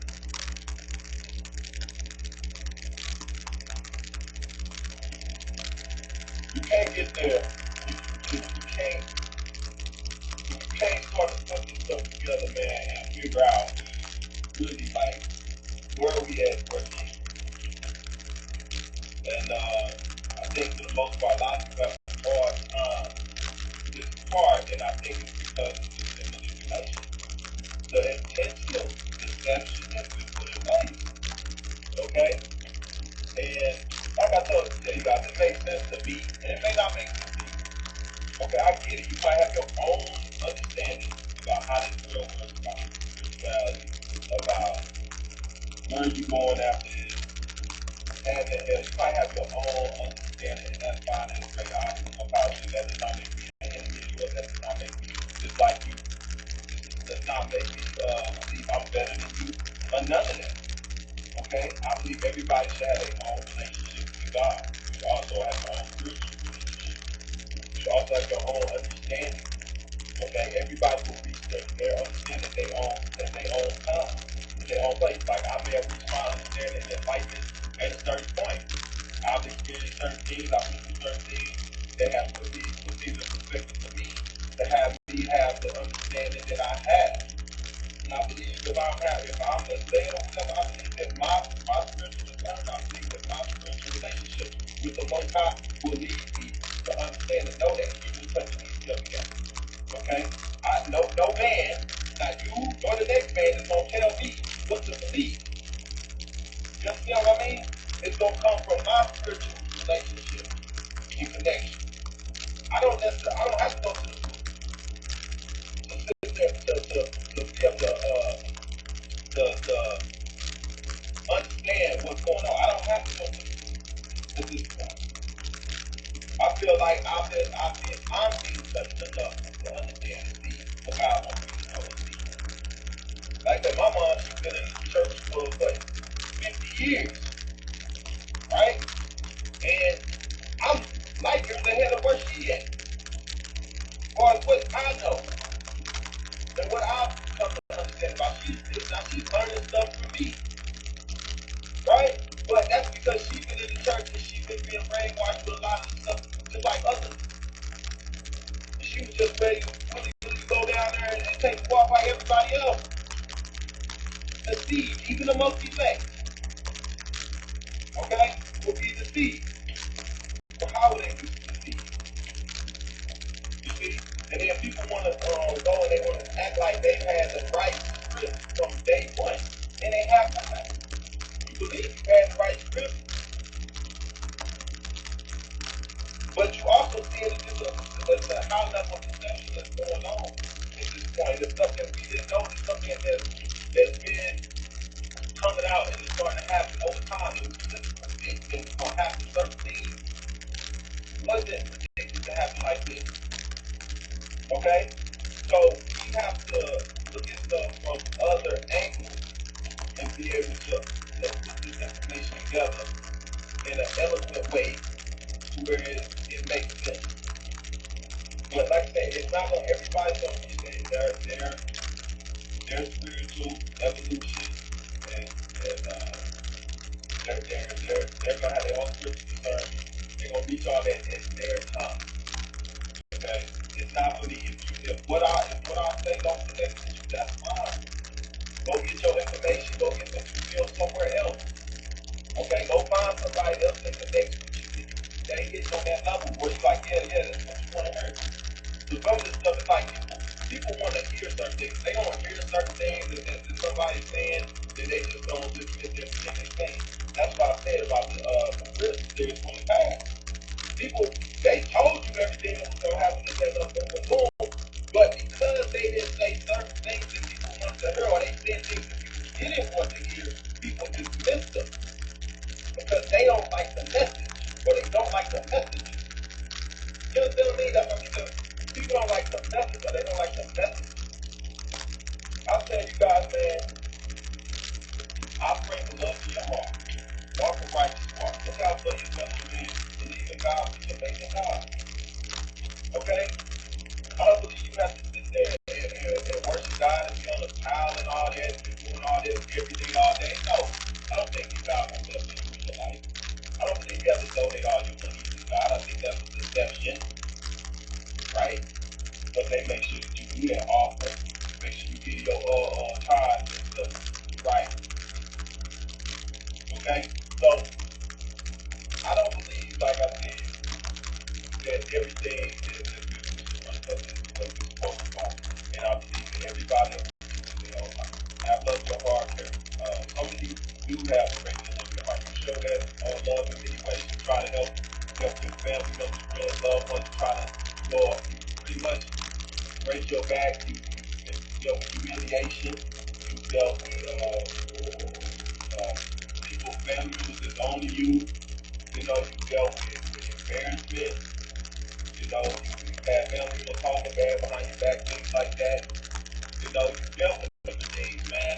Like you had to, it has taken love for you to go as far and go beyond to try and reach out to people that you reach. Because you don't want to see them, to take that walk. And people express love and care and things like that in different ways. And even like with some of you guys like sharing this information on people that are people that donated and supported this channel. Those things that are done out of love, man. Like you have to actually care and have a love for what you do. Like I just think sometimes I'm like, maybe I didn't feel like I was in a position to do certain things I did. And it's not necessarily got to be a financial thing or just, opening up my home or going out my way to get somebody to do something for somebody. That's the type of person I've always been. And sometimes I feel bad if I don't do certain things. That's because I carry love in my heart. So it's a natural thing to carry kind love to love because it's a loving thing. If you feel like that. It's like the evil people is natural for them to do evil things, man. When people vibrate low and they on the low frequency, devil is every my face, and they're able to do things that doesn't affect them. They don't freaking care. You know, like I care for animals. And I care for creatures and like I'm not a heartless person. Some people are, man. That's how some people do. So I think for everybody though, man, you really gotta reach that point. However you gonna get there, it may not come to my feed or my channel or my followers or subscribers. You know, I see people got going at it in the chat, talking about different ways to look at things. Just like I said, it's not so hard. At the end of the day, we all on the same, we all in the same boat. Okay? Good side and the bad side. Okay? It's the evil and it's the resistance. And that's just what it is. Alright? So we not enemies, and whether your views don't exactly align or line up with mine, that doesn't make me dislike you. So this is your thoughts and things like that. I value everybody's opinion. That's what it is. But what I want everybody is to make sure we're applying what we know today, what we learned years before, decades before. And that's the simple fact that, yes, information and education is stuff that has to be presented to us as a camera. And it didn't just start today. We may have woke up today, but they didn't. Okay? We might understand their plan today, but their plan didn't just start today. The plan's been in place. They've been utilizing different elements and different resources that they had at their disposal. They didn't. Okay, and we got to come back and look at that and reassess what they did, how they did it, when they did it. Okay, and like we got the first ones that they made. People 100 years ago. Looking back at what they did with the Spanish people and everything, man. The Black Plague, stuff like that. They was fine and all stuff. And then when they just fight, I show you today. They put it out there and they said, I think about 600 years ago, right? But they aren't talking about how many deaths have taken so far. You understand what I mean? So, you can't, like you say, I put it moving beyond that. Really talk about the accelerated cancer deaths and heart attacks, stroke. The most known, the biggest death now is uncommon, unknown death. These are happening all over here. They're not announcing autopsies of what happened. It's not being reported. Okay? The blood clots and brain injury is not being reported. People coming out of MS is not being reported. Okay? The stillbirth is happening, is not being reported. Miscarriage is not being reported. People not being able to get pregnant, that's not being reported. So the lifespan, as the English shows, the lifespan expectancy of people's period now has dropped. It is dropped. Okay? The deaths accelerated. I told you 40% increase in deaths amongst the working class people. Okay? That's the people with life insurance. So those 52% of the world have life insurance. So the other 48% is not being reported.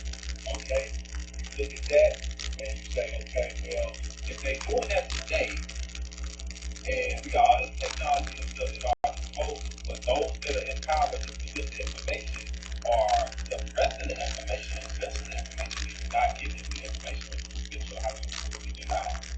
But we know, okay, and it's really popping off left and right. People are understand stupid business right now. So let's apply that to back then. When the Spanish flu was out, when the Black Plague happened, we gotta go back that far. Okay, that's why I said. Remember when I showed you the videos of the towns that were empty, massive towns on building destruction and stuff, middle of the day, nobody know where it's at. It's like, right?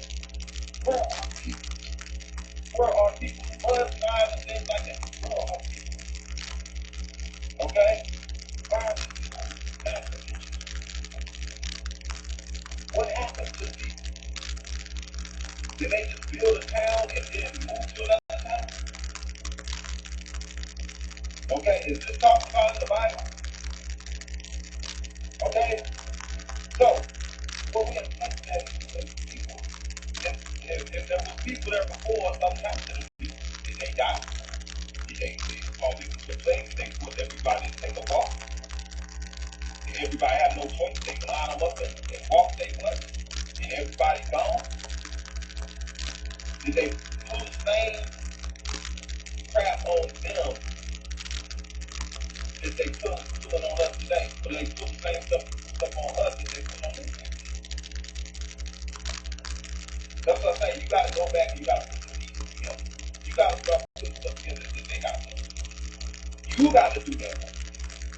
Then you going to come to your own truth. Okay? And what them people sitting back waiting on God to come back at that time, or waiting on Jesus to come back at that time when they took them out. And then they walked up out of here. And they gone. And then them same people come back to this. You understand? Like, this is stuff we got to put together, man, and we got to understand that this man has been here for billions of years. Okay? And from what I have understood, this has been a like a research lab type thing. Okay? And these beings, man, is there. You wonder how the Rothschild pockets why they like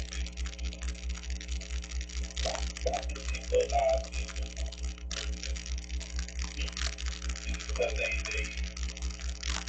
they use the Twitter phone, because they not human, okay? Because they eating better than us, or they making sure that they looking up to make sure we don't do it. I keep telling y'all that.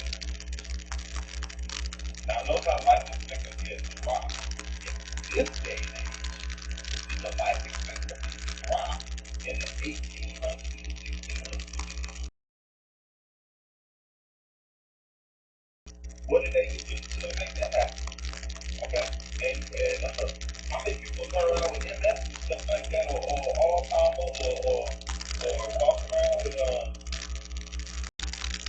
walking around with dementia, or walking around with something, you know, how many people walk around with that back then? How many people had cancer? So that's amazing, right?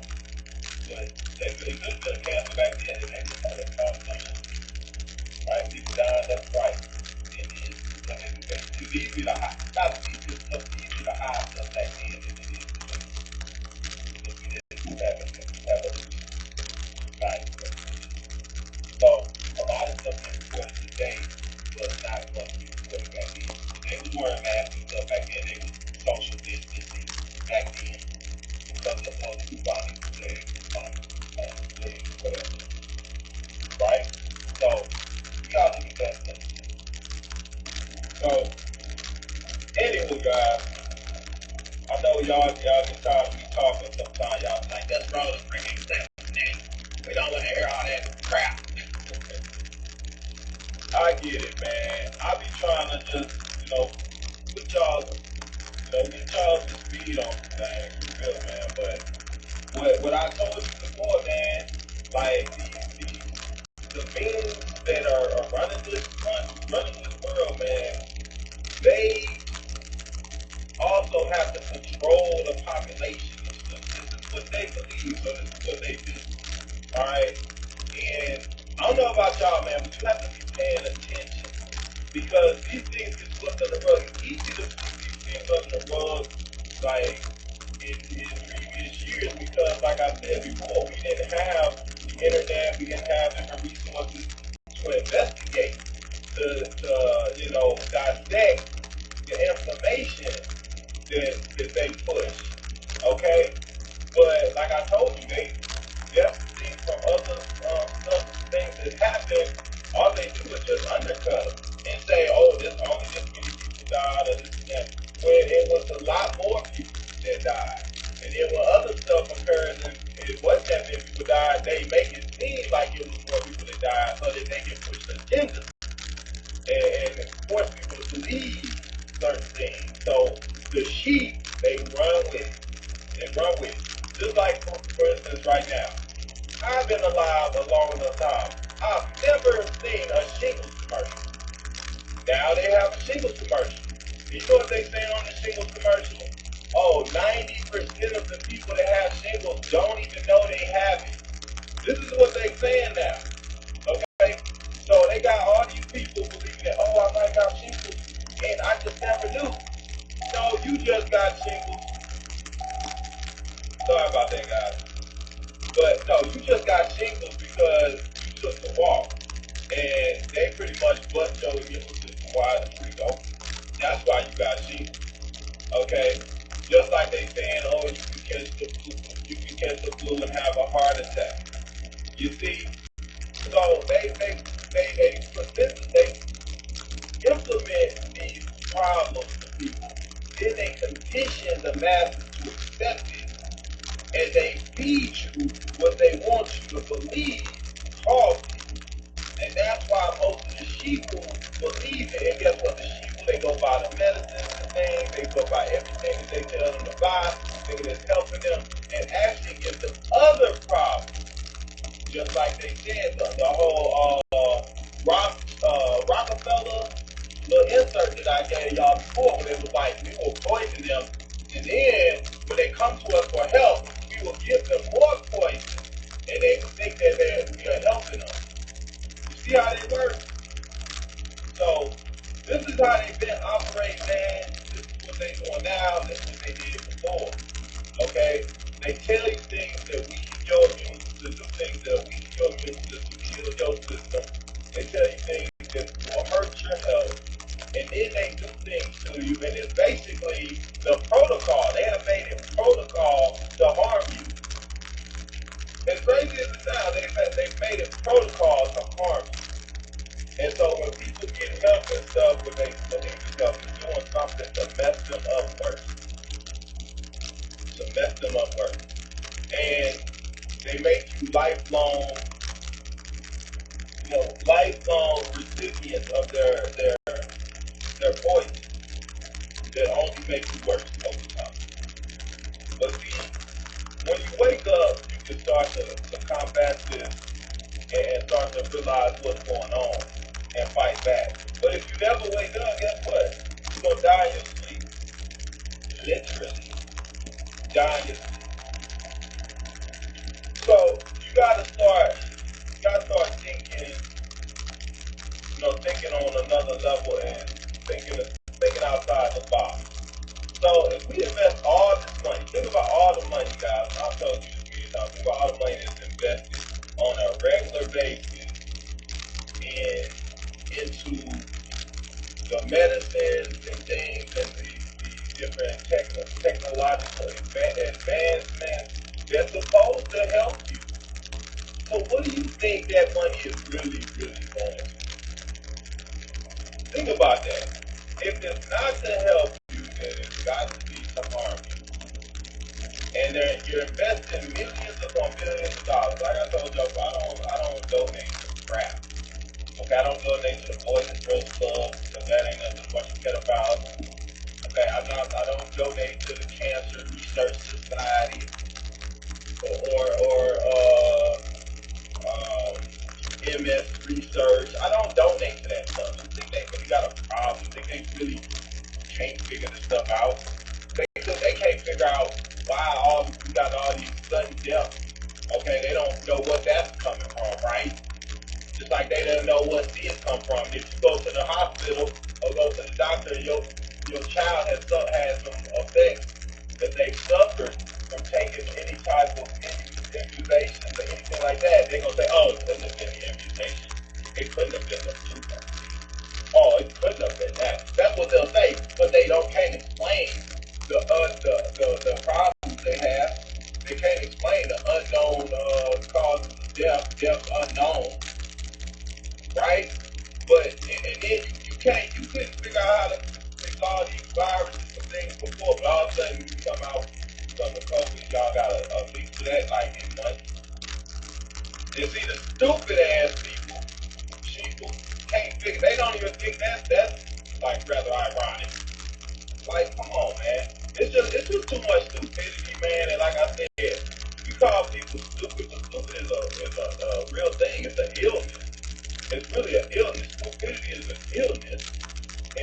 been implemented. Like these have been made to do this for a reason, man, so that they can pull off this stuff.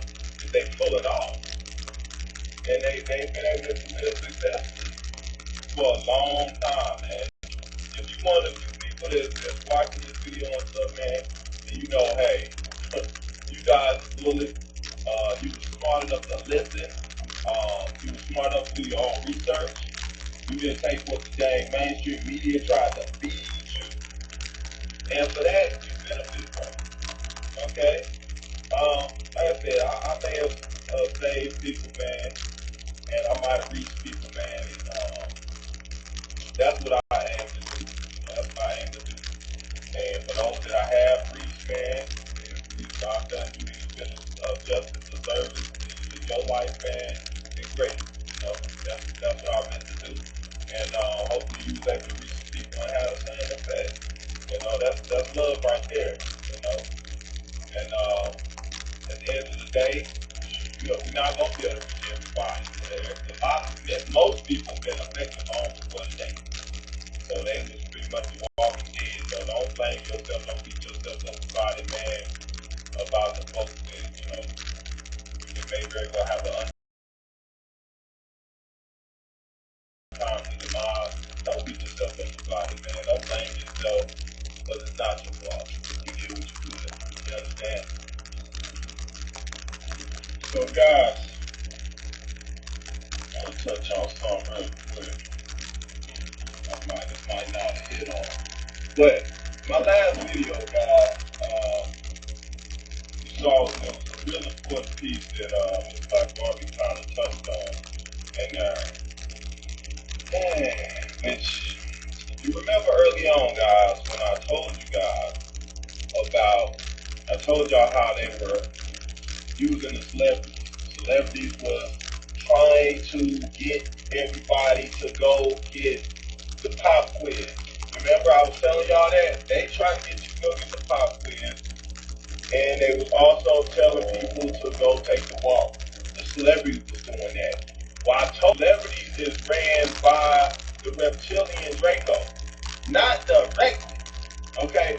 But they ran by those in these powerful positions, these companies that Kanye was kind of hitting on. Alright? So you have to look at that. Kanye was hitting on it, and that's why they're attacking Kanye the way they are. Remember, Kanye came out with the stuff, that's why the video on there, Jesus walks and all that.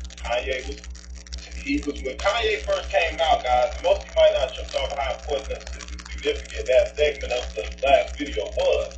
But Kanye was Christian, he was a religious guy, he was, you know, he was more into spirituality and stuff. He had a near-death experience, driving, he had a car accident and everything, so that brought him closer to God at the time. With the breach of 3 levees protecting New Orleans, the landscape of the city has changed dramatically, tragically, and perhaps irreversibly. There's now over 25 feet of water where there was once city streets and thriving neighborhoods. I hate the way they portray us in the media. You see a black family, it says they're looting. You see a white family, it says they're looking for food. And you know, it's been 5 days because most of the people are black. And even for me to complain about, I would be a hypocrite because I've tried to turn away from the TV because it's too hard to watch. I've even been shopping before even giving a donation. So now I'm calling my business manager right now to see what is the biggest amount I can give. And just to imagine if I was down there, and those are my people down there. So anybody out there that wants to do anything that we can help with the setup, the way America is set up to help the poor, the black, the less well off as slow as possible. I mean, the Red Cross is doing everything they can. We already realize a lot of the people that could help are at war right now, fighting another way, and they've given them permission to go down and shoot us. And subtle, but in even many ways more profoundly devastating, is the lasting damage to the survivors' will to rebuild and remain in the area. The destruction of the spirit of the people of southern Louisiana and Mississippi may end up being the most tragic loss of all. George Bush doesn't care about black people. Please call. In the past few days, America and people have been stepping up to donate money, to do all they can to help people in New Orleans and all over.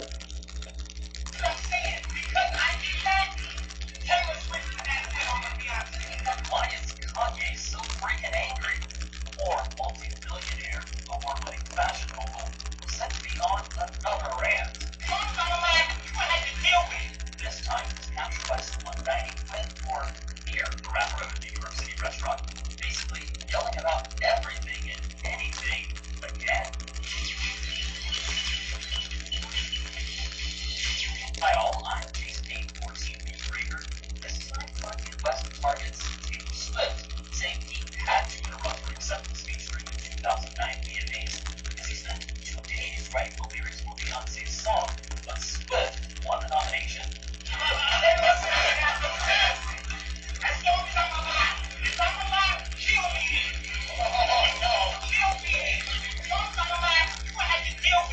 A threat at the table is for asking West why he's so angry.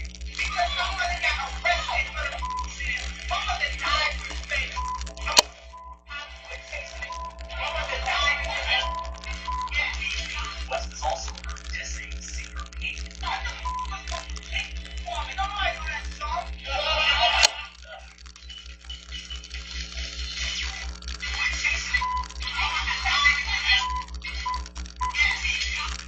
Okay, I did this video. Kanye West admits his mother was overnight sacrificed back in January or July 19, 2013. I called it then. And, you know, it's weird how God works because I remember getting sent home early that night. And then just happened to notice this. I was on Twitter and I noticed this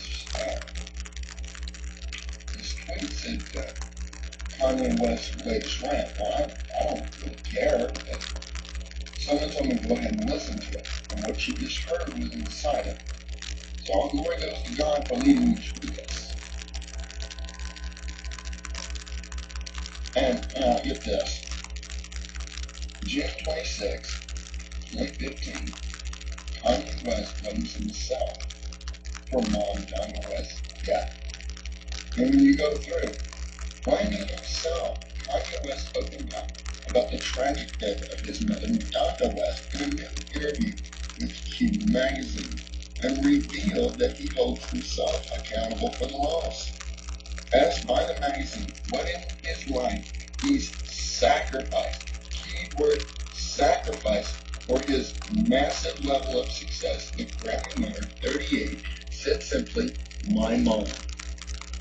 Again, asked by the magazine what in his life he sacrificed for the massive level of success, the Grammy winner simply said simply, my mom.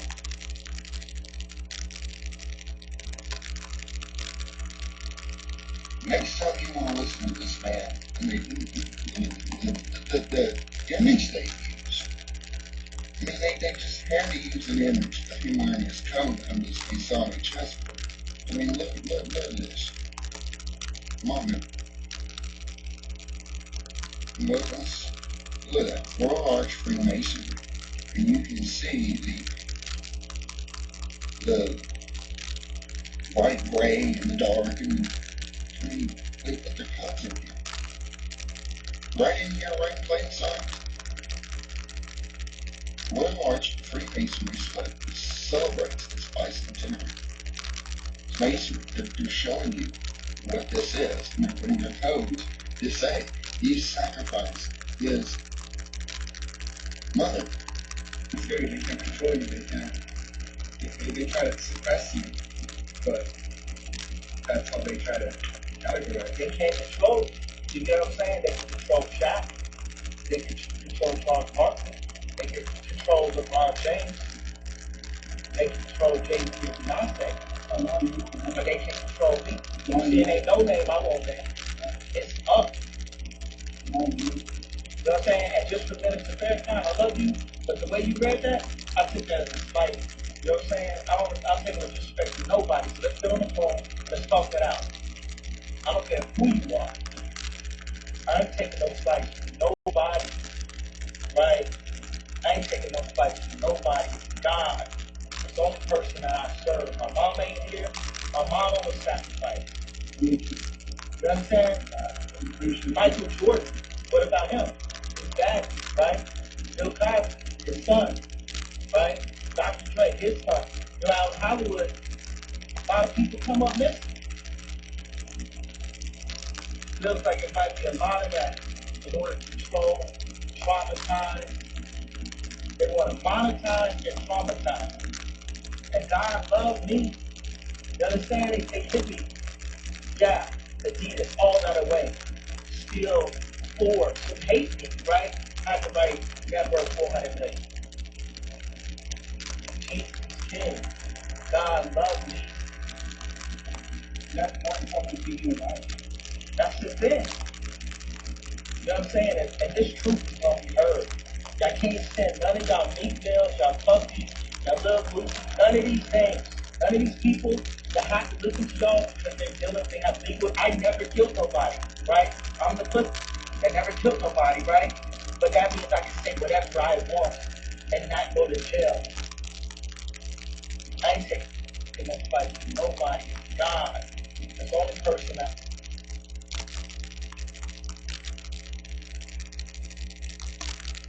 Okay, then he got into music and he started running with your favorite goon, Jay-Z.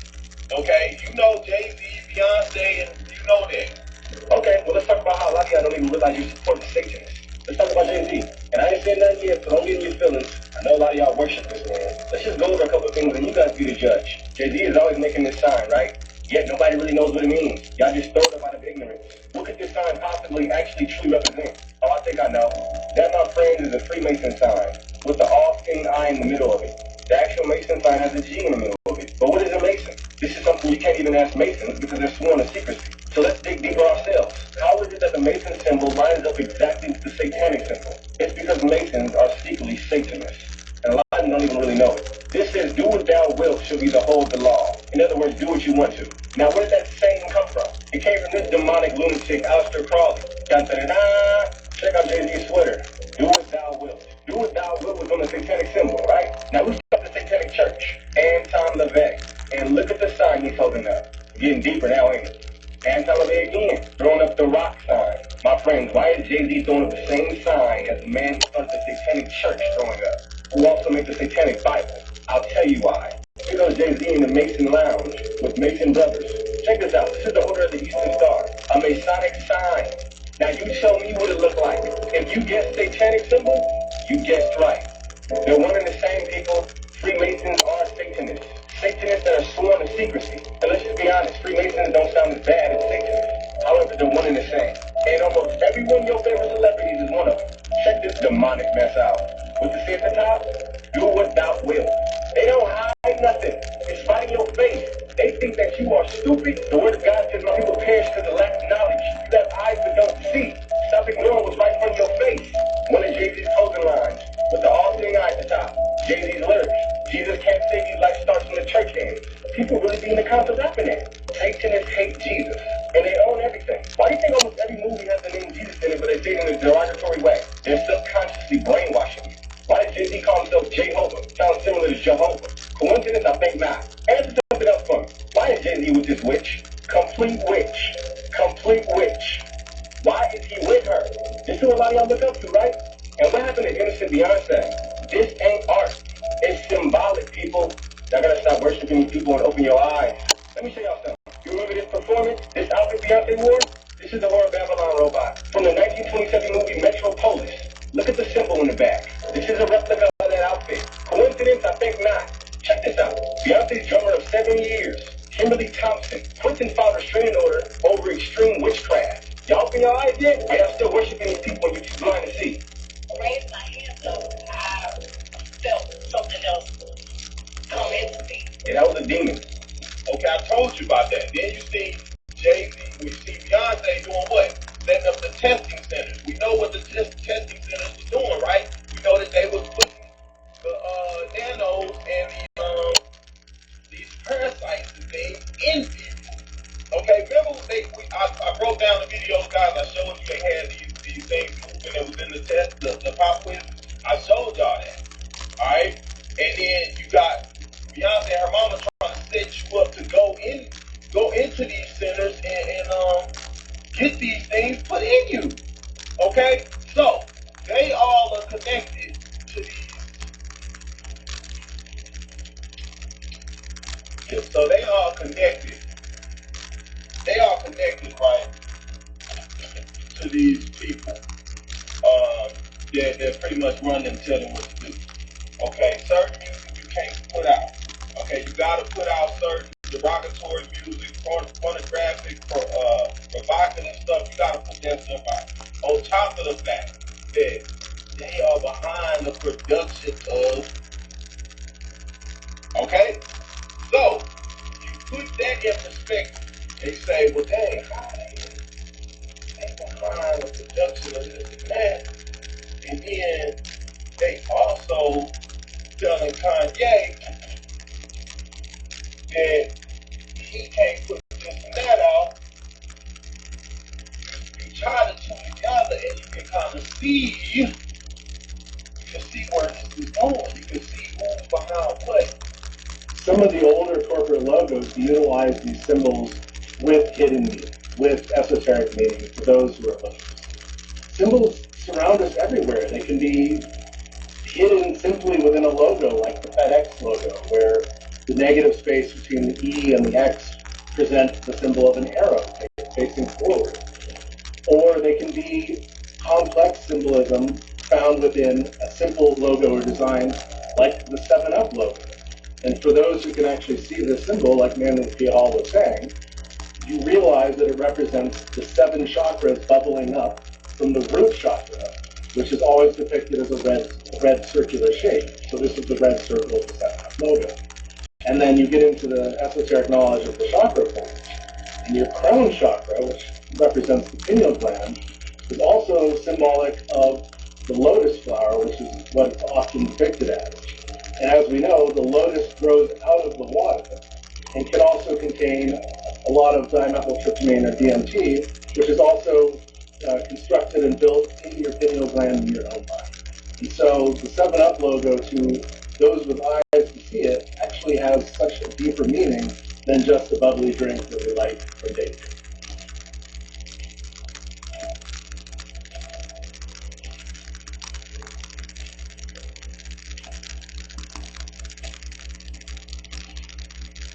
The magic of symbols comes back to 3 simple shapes. And the shapes are the triangle, the square, the circle. And how do you make these shapes? Well, the circle you make with a compass, right? So you use the compass to create the circle. The square, you use a squared straight edge or ruler to create a square. And to create the triangle, you use both the squared straight edge and the compass. And it's fascinating that going back into secret societies, the compass and the squared straight edge is the symbology for the Freemasons. So this is a really interesting aspect, that we're learning these shapes using these old tools and techniques. And what's interesting about these 3 shapes is they can take on 4 different multipliers that totally change their meaning. And these 3 shapes literally are the building blocks for every single symbol and logo and icon. And so if we have the multipliers, we have numerology that we can have. So we assign numbers to these shapes. The triangle has 3 sides. The square has 4 sides. The circle has 1 side. And we add this up and it equals 8. 8 is a magical number, right? In gematria, this is what we would do. We would add these numbers together to create 8. And we're surrounded by 8 every day and don't really realize it. We have 8 fingers on our hands. Thumbs are not considered fingers. If you want to win the game of pool or lose the game of pool, you sink the 8 ball. There's 8 notes in a magical octave. And it starts on 1 note and it ends on the same note, but it's at a higher frequency. We're surrounded by 8 3 times in the day. So the first 8 hours of the day is morning, the second 8 hours of the day is midday, and the third 3 hours of the day, or 8 hours of the day, is the evening. And combined, this makes 24 hours. And so on. And so these shapes, definitely take on some interesting multipliers. A second multiplier is adding color theory to these shapes. And so in color theory, we either add light color, everything that we're surrounded by is either the abundance of light or the absence of light. Everything that we see comes from light. And so if we assign red to the triangle, green to the square, and blue to the circle, we have RGB, red, green, blue. And when we combine these three light colors together, it creates a bright white light. If we were to use these three colors as pigments or printed colors, and we combine red, green, and blue as a printed or pigment color, we get a rich black, is what we call it in the design. And it's interesting because this is representational of as above, so below. So you have the brightness of the sky, and then you have the richness of the soil beneath. You see the symbolism in the infinity and the unity of the yin and yang symbol. I like to look at this as an island in the middle of the ocean meets an oasis in the middle of the desert, and there's the Kundalini energy that connects the two between.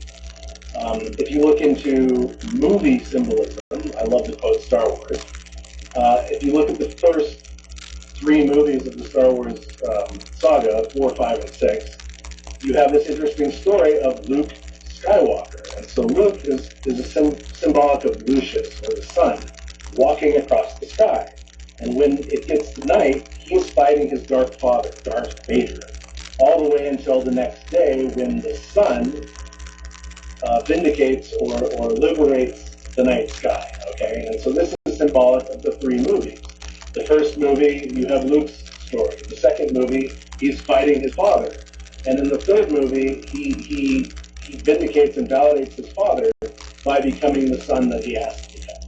And so the symbolism here is fascinating and amazing. And then you take it one step further and you add elements to these three shapes and three colors. And so the red triangle becomes the element of fire. The green square becomes the element of earth. The blue circle becomes the element of water. And these are alchemical symbols, because if you put together the prima materia, the earth, and the sacred water, and you boil it and burn it down with fire, what you're left with is this white powder, this philosopher's stone, or the mana, which is a white light stone, which is incredibly fascinating. But then we can take it one step even further, and we add dimensionality to these three shapes. And so the red fire triangle becomes the pyramid. Well, we know in ancient Greek, pyramidion means the fire in the middle, okay? And so then the square, which is the green earth square, becomes the cube. And the cube is representational of earth. It has 6 sides, dimensional. It can be measured through cubits or through the ruler, or if you're a despot or a monarch or something, you would also rule the land of the earth.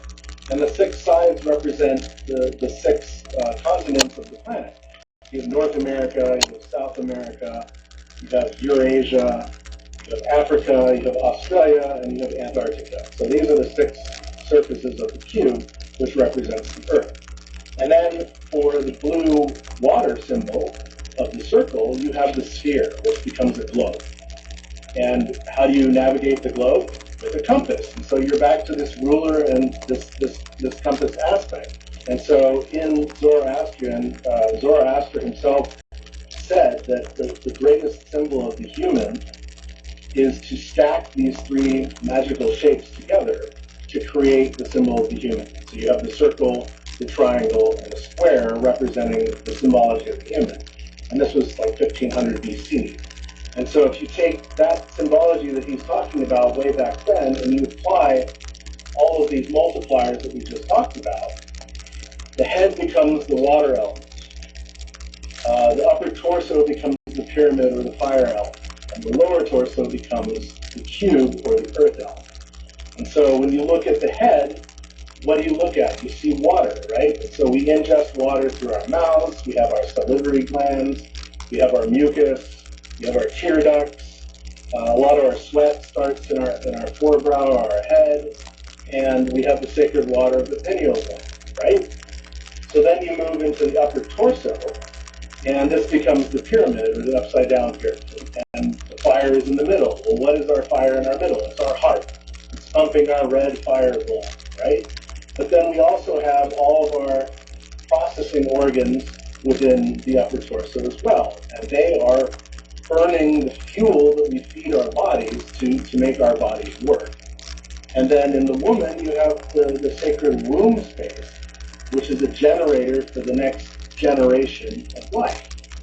And so then you move into the lower torso, and this is representation of Earth. And in our lower torsos, we are grounded to the Earth. Through our excrement, we refertilize the Earth. And for men, our sacred seed comes from this lower element of Earth. It's the Earth seed. And it fertilizes the egg in the womb, which creates the spark or the fire of life in the generation or generator of the womb, creating the next life. And so all of these symbols together create this magical aspect of symbolism. And it can then be applied to, corporate logos or esoteric knowledge as well, moving it into different directions. And so coming full circle back around to corporate logos, this is a fascinating question, a fascinating topic. Some of the older corporate logos, I believe, utilize these symbols with hidden meaning, with esoteric meaning for those who are looking to see. In my own field, I've created logos that definitely utilize these aspects, but if we're looking at corporate logos that represent, like, for instance, the circle, we can look at the ESA or European Space Agency logo, which is a dark blue circle representing the water of Earth. The E represents Europe or the Earth. And then there's a dot in the circle. And if you look at the dot, this could be a satellite, it could be the moon, it could be the star of Sirius. There are different representations of what it could mean. Or you look at a logo like the AT&T logo, you also have a blue sphere. And through the blue sphere are stripes, white stripes. And these represent telecommunication or fiber optics. But if you're looking at as a water or sphere element, then these stripes actually represent the clouds that cover the water. And so there's an interesting esoteric background to that symbol as well. If we're looking at triangle logos, look no further than Delta Airlines, right? Delta is the fourth letter of the Greek alphabet. Its symbol itself is a triangle, and the Delta logo is three pyramids rising from the ground. So it's showing flight. So you have the smaller pyramid, you have the negative space in between, which is the secondary pyramid, and then on top of that you have the third pyramid, and they're both dimensional shapes.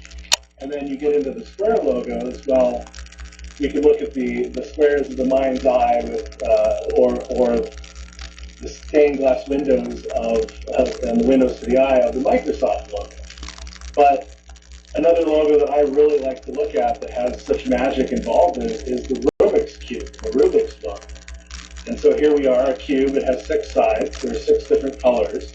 And each side has 9 squares or 9 facets of color. And to solve the puzzle of the box, you have to unify each side with a different color of these 9 squares. And what's fascinating with the number 9 is it's one of these master magical numbers. And so hidden right there in plain sight is a number that if you add it to itself or you multiply it by other numbers, the gematria of this number will always equal 9. For instance, 9 plus 9 is 18. 18 is 8 and 1. That's 9. Add another 9 and you have 27. 2 and 7 is 9. If you multiply 9 by 6 for the 6 sides of the Rubik's Cube, you have 54. Well, 54, 5 plus 4 is 9. And 9 is the magical symbol of man as well, because we spend 9 months in the womb. A lot of these companies have Masonic ties, and you will always see star symbolism within their logos. The star of Sirius, the dog star of Sirius FM, the dog with the star eye, or even OnStar, which is an interesting company, because here we have 2 words within the word mark, OnStar, which also represent the logo of On with the star. And as you have described in other shows, On was the name for the city of Heliopolis, which represented the sun, or the bright sun. And so in Masonic tradition, the bright sun is always considered Sirius, and it's the sun that they revere within their structure and their symbolism as well. And so seeing logos that have a bright star or a bright sun singularity within the logo. If you know what to look for, this is a company that if you're a Mason, you can do some business with. Or, a lot of the older logos pick this up. Some of the newer logos, not so much. But a lot of the older logos and old long-term corporate brands definitely have some of this stuff baked into them. Once society wakes up and starts seeing these symbols, it will have a profound change on society because we start recognizing the simplicity of symbols around us. And so, you look at the movies, and I was talking about Harry Potter earlier, before we got back into some of the older esoteric stuff, and you look at the druids and the magicians, and what were they making their wands out of? They were making out of the wood of holly, or the holly tree. And when they would cast a spell, like the Patronus spell in Harry Potter, it would create a bright silver light that would bedazzle people. Well, symbolically today, we look to Hollywood, wood of the holly, to dazzle or bedazzle us with the light across the silver screen. And so there's all these symbols, all around us every day.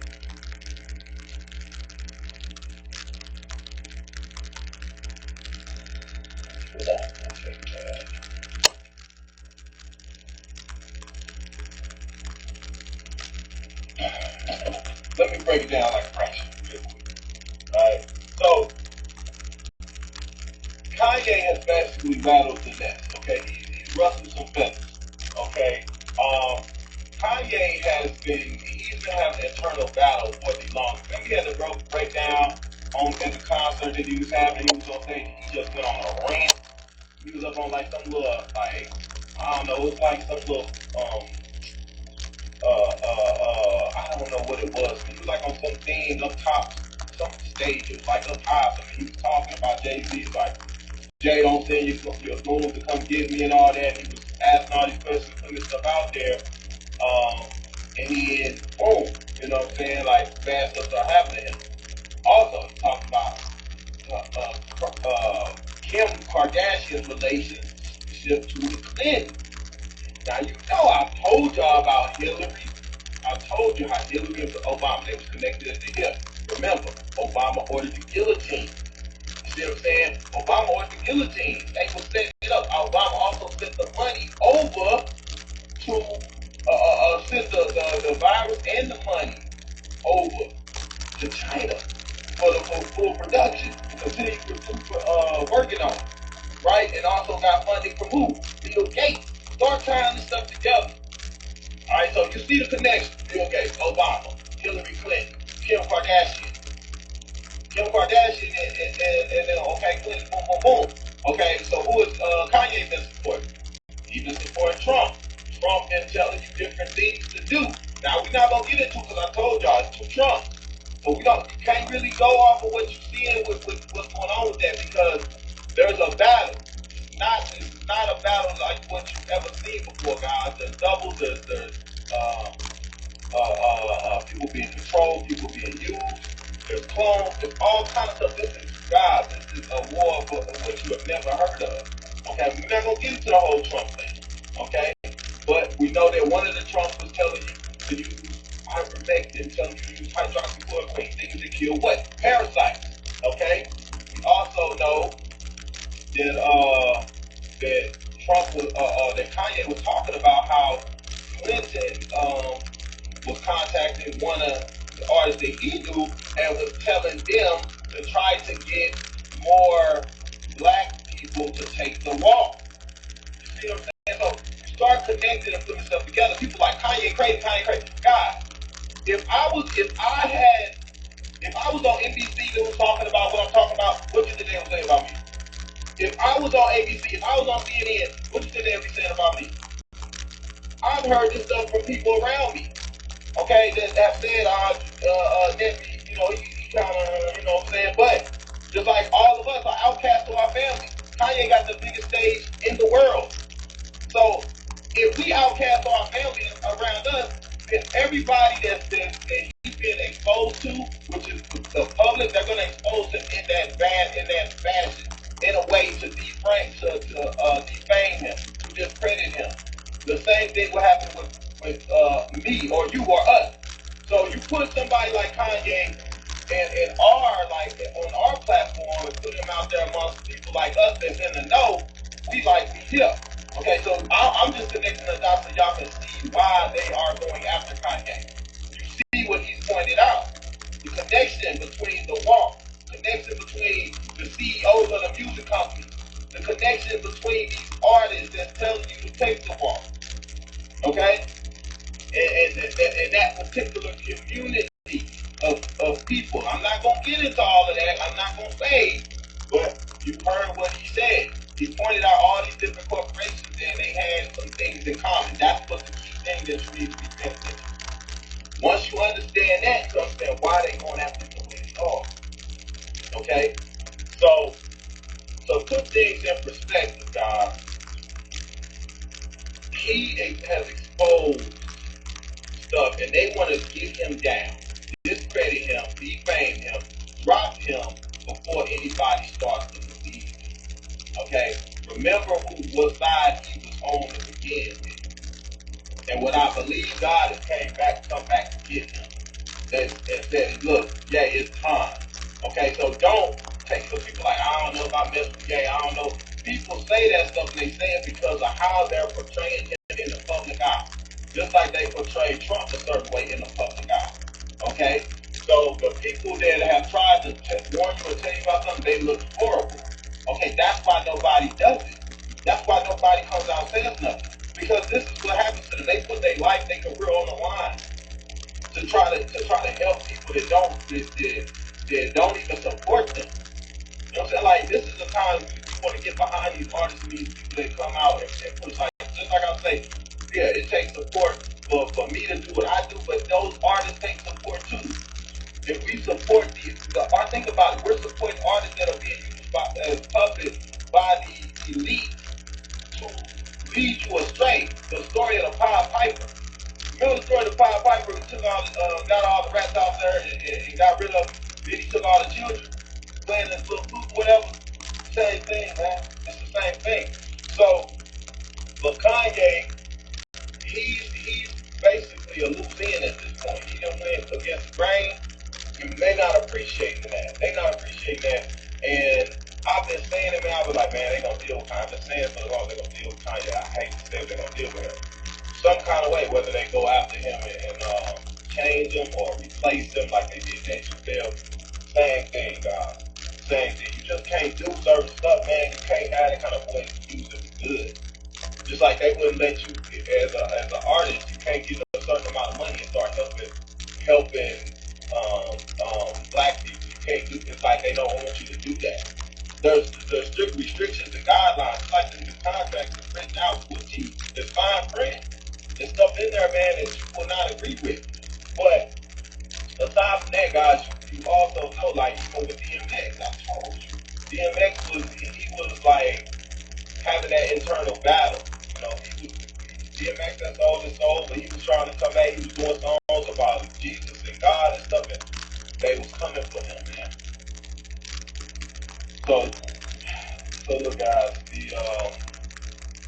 the unfortunate thing is that most people at this point, like I keep saying, I'm not trying to sound like I'm not trying to, sound negative and everything else like that, but we got to come to grips with the thing. Most people have been chipped.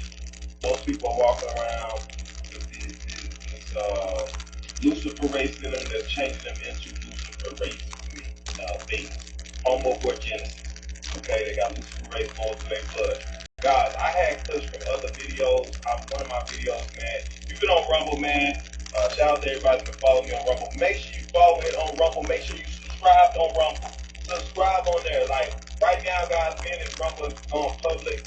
It's getting more views and stuff, and people are seeing the videos. Those videos that I put up before, they got a lot more traction in the last couple weeks, man, they had in the last couple years. Now, whether that's because Rumble went public or because people are really starting to find truth or searching it out. Okay, but it doesn't make no sense for me to have videos on Rumble with over 25,000 views with less than 9,000 subscribers up there. That don't make sense. So, there's something going on with that. But, to the point, I wanted to point out, guys, in the video I had before on there, Days of Wrath, I think it was, no, The Last of Us. Yeah, it had that clip in there, and I might put it in here, man. I hate to recycle and use stuff again. But people need to see it was talking about the chip, the mark of the beast, 66. And the guy on the movie was talking about how they were going to put the mark on people's skin or whatever. And then it could be read through ultraviolet, like the ultraviolet light. What about the individuals who refuse to have this number implantation? We expect some minor resistance, especially from highly motivated religious groups. But eventually, hunger will cause even the most zealous to conform to our program. Gentlemen, I believe that within a year, 2 at the most, our one world government will be a reality. If we continue on our present course, it is my opinion that we could present the devil himself as a world leader, and the people would accept him.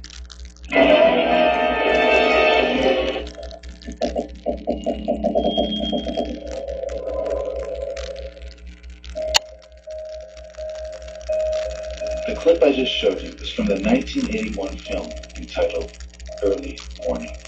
Initially, this film didn't get much attention. However, it is now 40 years later, and people are starting to notice something a little bit strange.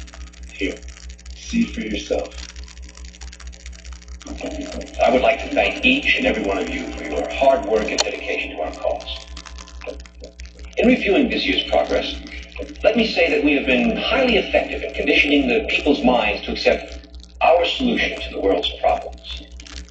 The energy crisis here in the United States was exceptionally successful worldwide, and we expect similar success with our upcoming food shortage. Our labor leaders have made great progress by causing confusion and work stoppages in all areas of the world.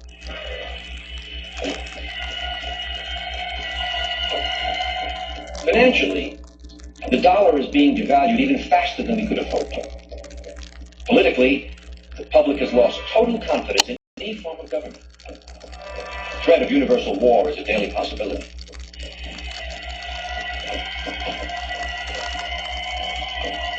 As you know, we ourselves do not need to hold any visible office of leadership. As a matter of fact, it's better that we do not. We control the finances, news media, food, transportation, and energy. We control everything. It is important that you, as world leaders, keep our program before your country. With our World Bank and computer program operation, we now have the capacity to control the financial affairs of every human being on Earth by giving each person his own computer number. Anytime his number is used, you would know his financial situation at once. You cannot buy or sell anything without his computer number. It will simplify their lifestyles tremendously. The end result will be a one-world monetary and government system that we alone will control. Yes. What about the people who forget their number, or their cards are lost or stolen? We've made provision for that. By using this laser imprinter, we can painlessly and permanently affix a person's number to the back of his hand or his forehead if he so desires. The numbers will be easily read by this new ultraviolet scanning equipment. For the purposes of demonstration, I've had such a number imprinted on myself. Once this number is imprinted, it cannot be lost or can be changed. Now, are there any questions? What about the individuals who refuse to have this number implantation? We expect some minor resistance, especially from highly motivated religious groups. But eventually, hunger will cause even the most zealous to conform to our program. Gentlemen, I believe that within a year, 2 at the most, our one world government will be a reality. If we continue on our present course, it is my opinion that we could present the devil himself as a world leader, and the people would accept him.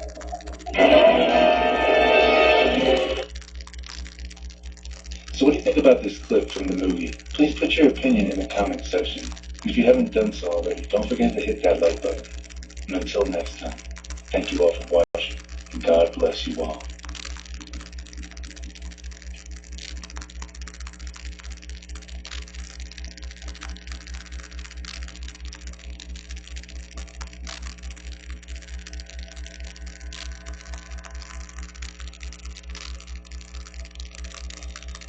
Or like the LED lights, like I told you, the LED light guys ride around. You slowly seeing them things be replaced. You slowly seeing LED lights be replaced and new lights put in them. Okay, not the LED lights, not the old lights are being replaced, and the LED lights are being put up in the replacement. Okay, so you're seeing a lot more of those lights. Switching to energy-saving LED bulbs, now a California company is turning those cutting-edge lights into networks. They can send and receive data, but as Bill Whitaker shows us, the technology creating new opportunities also raises privacy concerns.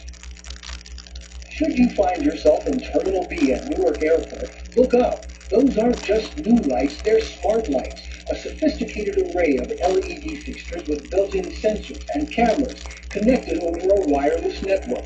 They monitor security, the flow of foot traffic. Newark's primarily interested in energy savings. Hugh Martin is president of Sensity, the Silicon Valley company that developed the smart lights at Newark and this parking garage in San Jose. So these lights, they sense that we're walking? Yeah. There's a motion sensor in each individual light. What does this do as far as energy? This week we saved about $3,500 or over $182,000 a year in energy saved just from this. Across the globe, cities are phasing out old energy-wasting incandescent sodium bulbs and replacing them with LEDs, which can act as a power hub that can be tailored for high-tech add-ons. That's the smart part. They're also 90% more efficient, longer lasting, and much brighter. Whoa, that is bright. There are about 4 billion outside lights in the world today. Imagine all these lights connected in one global network. This is one of just a few places in the country where a smart light network has been installed. The Silicon Valley building uses it primarily for security. And here's how it works. There are 40 lampposts in this lot, holding 83 LED lights connected to 7 cameras in a seamless grid that is tracking and recording my every move. So we do use the license plate recognition, and we also can detect people. Kevin Kirk is chief engineer for the Shorenstein Company, which owns this building. The company plans to install smart light at their properties across the country. Everything goes up into the cloud, so we can access everything from anywhere. The future is limitless for this technology. The smart light network has the ability to spot an unattended bag at an airport and alert security, show drivers to empty parking spaces, alert shoppers of sales as they walk past retailers. Existing LED lights can be retrofitted with sensors to monitor pollution, measure snowfall, sniff out a dirty bomb before it can spew radiation. No end to the kind of information we could get. Yep. And therein lies the problem. In the future, the smart network could track every place we go, everything we buy, everything we do all the time. It sounds rather overwhelming. Wouldn't at least the parents of kids at a school feel better if they knew that there was an analytic that looked for objects that could be guns on people that were coming into the school? Wouldn't that be a good thing? We're all benefiting and at risk from this. Dr. Linton Wells with the National Defense University in Washington says technology is evolving faster than our policies to control it. So I think the onus has to be on the citizen. It's your information that's at risk out there. Is the technology getting ahead of us? If we don't have the technology, we won't confront the issues and we won't figure out the right way. With a smart light network, the future can be bright if we're smart about how we use it. For CBS This Morning, Bill Whitaker, Sunnyvale, California. Yeah, the velocity of technology is really impressive. And I feel that too, Charlie. It's almost like we gotta catch up. It reminds you of I Am Legend, when all the people outside, they was running those ultraviolet lights, those little eyes and stuff, they had to basically had that virus. But see, the scanning tool that they got, that they utilize, is able to, in the movie, it's able to read under the skin whether you have the mark. Not on the skin, under the skin. So what are these LED lights? What are they able to see with the Lucifer rays? They able to read that you are marked under your skin. Okay, so you see how that works, man. This is basically what they were doing, and then it's the food shortages they were putting in place so control of the people like us that they call religious schools. We're considered religious schools. So with us, what they do, they are going to try to force us through, obviously through the food shortages, and that way they can make, oh, you need help from the government. Then they also said the universal income. They had all of this stuff in that movie. I need to play a clip again. I just hate to do it again because some of y'all have seen it, some of you haven't.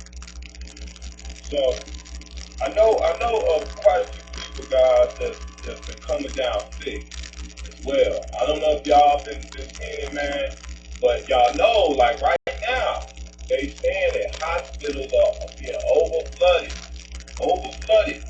right? They being overcrowded with people that are sick. And they're saying, and these children, they talking about children and stuff, they saying they got massive respiratory problems. Respiratory. Okay? This is what is happening, guys. We've said it, we've been saying it. Every season at this point are going to be very, very bad. Because the more this stuff has been in people's systems, the more their immune systems have started to deplete themselves to the point where they are not able to fight off regular colds and illnesses. How many years can your immune system continue to deplete before you just pretty much just walking around with no defense system at all? That's what's happening with these people, not to mention the respiratory ailments that they're having, man. They have these respiratory infections and things. It's happening at an alarming rate. Hospitals are full with people having respiratory problems. Okay? And this is the thing I had to point out, because I keep hearing this from these people that get sick. I got several friends that they say, oh, I was sick, I'm super sick, but I got tested for COVID, and I don't have COVID, so thank God. This is what they saying. I got tested for COVID, and they say I didn't have COVID, so thank God. Because these people are so conditioned to believe that COVID is the thing that's going to take them out, that they don't understand that no, your immune system is the thing that's going to take you out, because your immune system is no longer existent. It's non-existent. So you have nothing to defend yourself. It's like somebody trying to punch you in the face, and you can't even duck, and you can't even put your guard up. You just get punched in the face. How many times you going to get punched in the face before you get knocked out? Okay? That is what's going on with these people. And that's how you know they've been brainwashed and they're completely sheep. Okay? Because they believe that they don't have COVID, they good. I don't got COVID. But they don't understand it because you didn't probably have COVID to begin with. The PCR test was a crap. See, they don't understand that. So they looking for what they've been taught. They've been trained and conditioned. That's why I'm telling y'all now, they're conditioning people's mind to believe that they're getting this stuff, this long COVID and stuff, which is effects from the jab, that's all it is. And shingles, they got these people, I'm gonna tell you, commercials about shingles, man, is running rampant now. You ain't never seen no commercial. Man, tell me when you see a commercial about shingles prior to 2021. Tell me when you see a commercial about the shingles.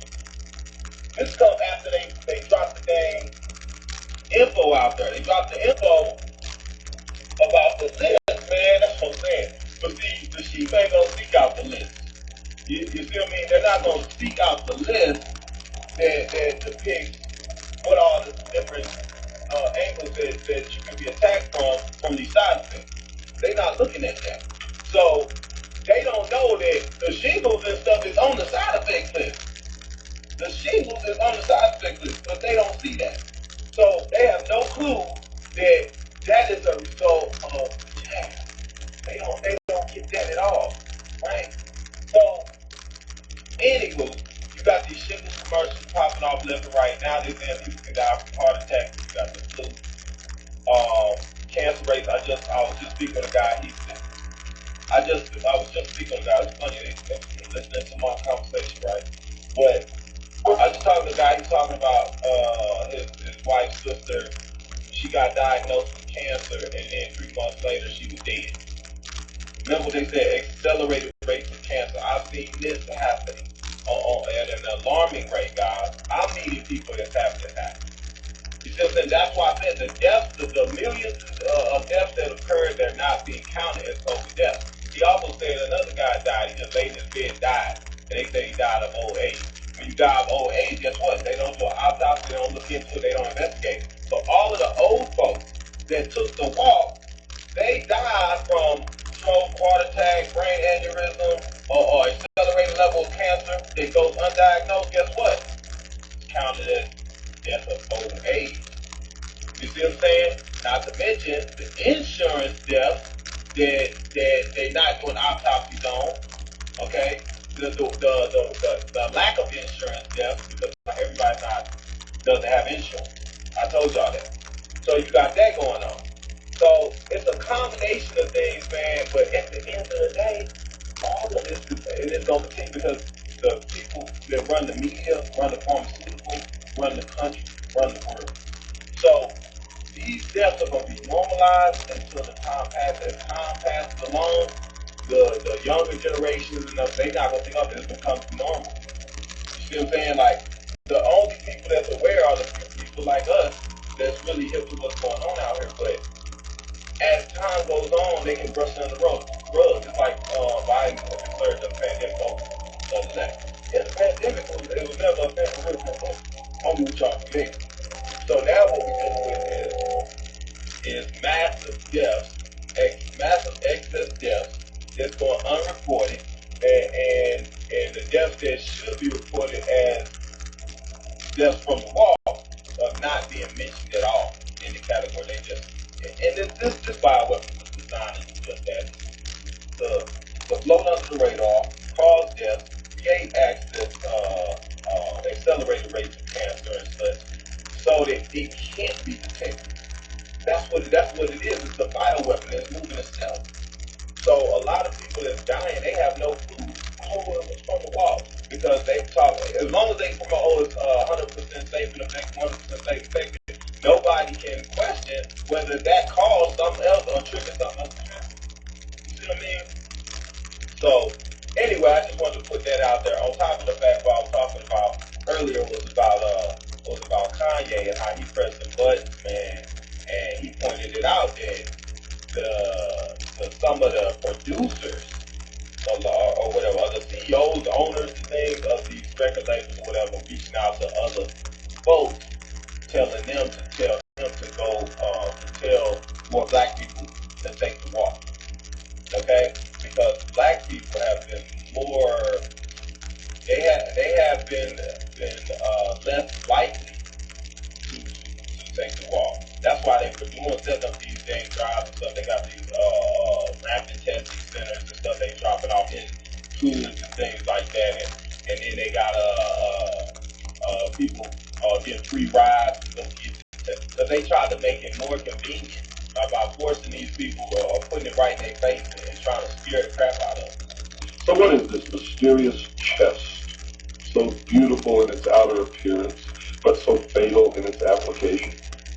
Well, folks, Plato, who was wise in the wisdom of the Egyptians and who was an initiate in mystery school, would have answered that it was the body that lures the soul into the sorrows of generation.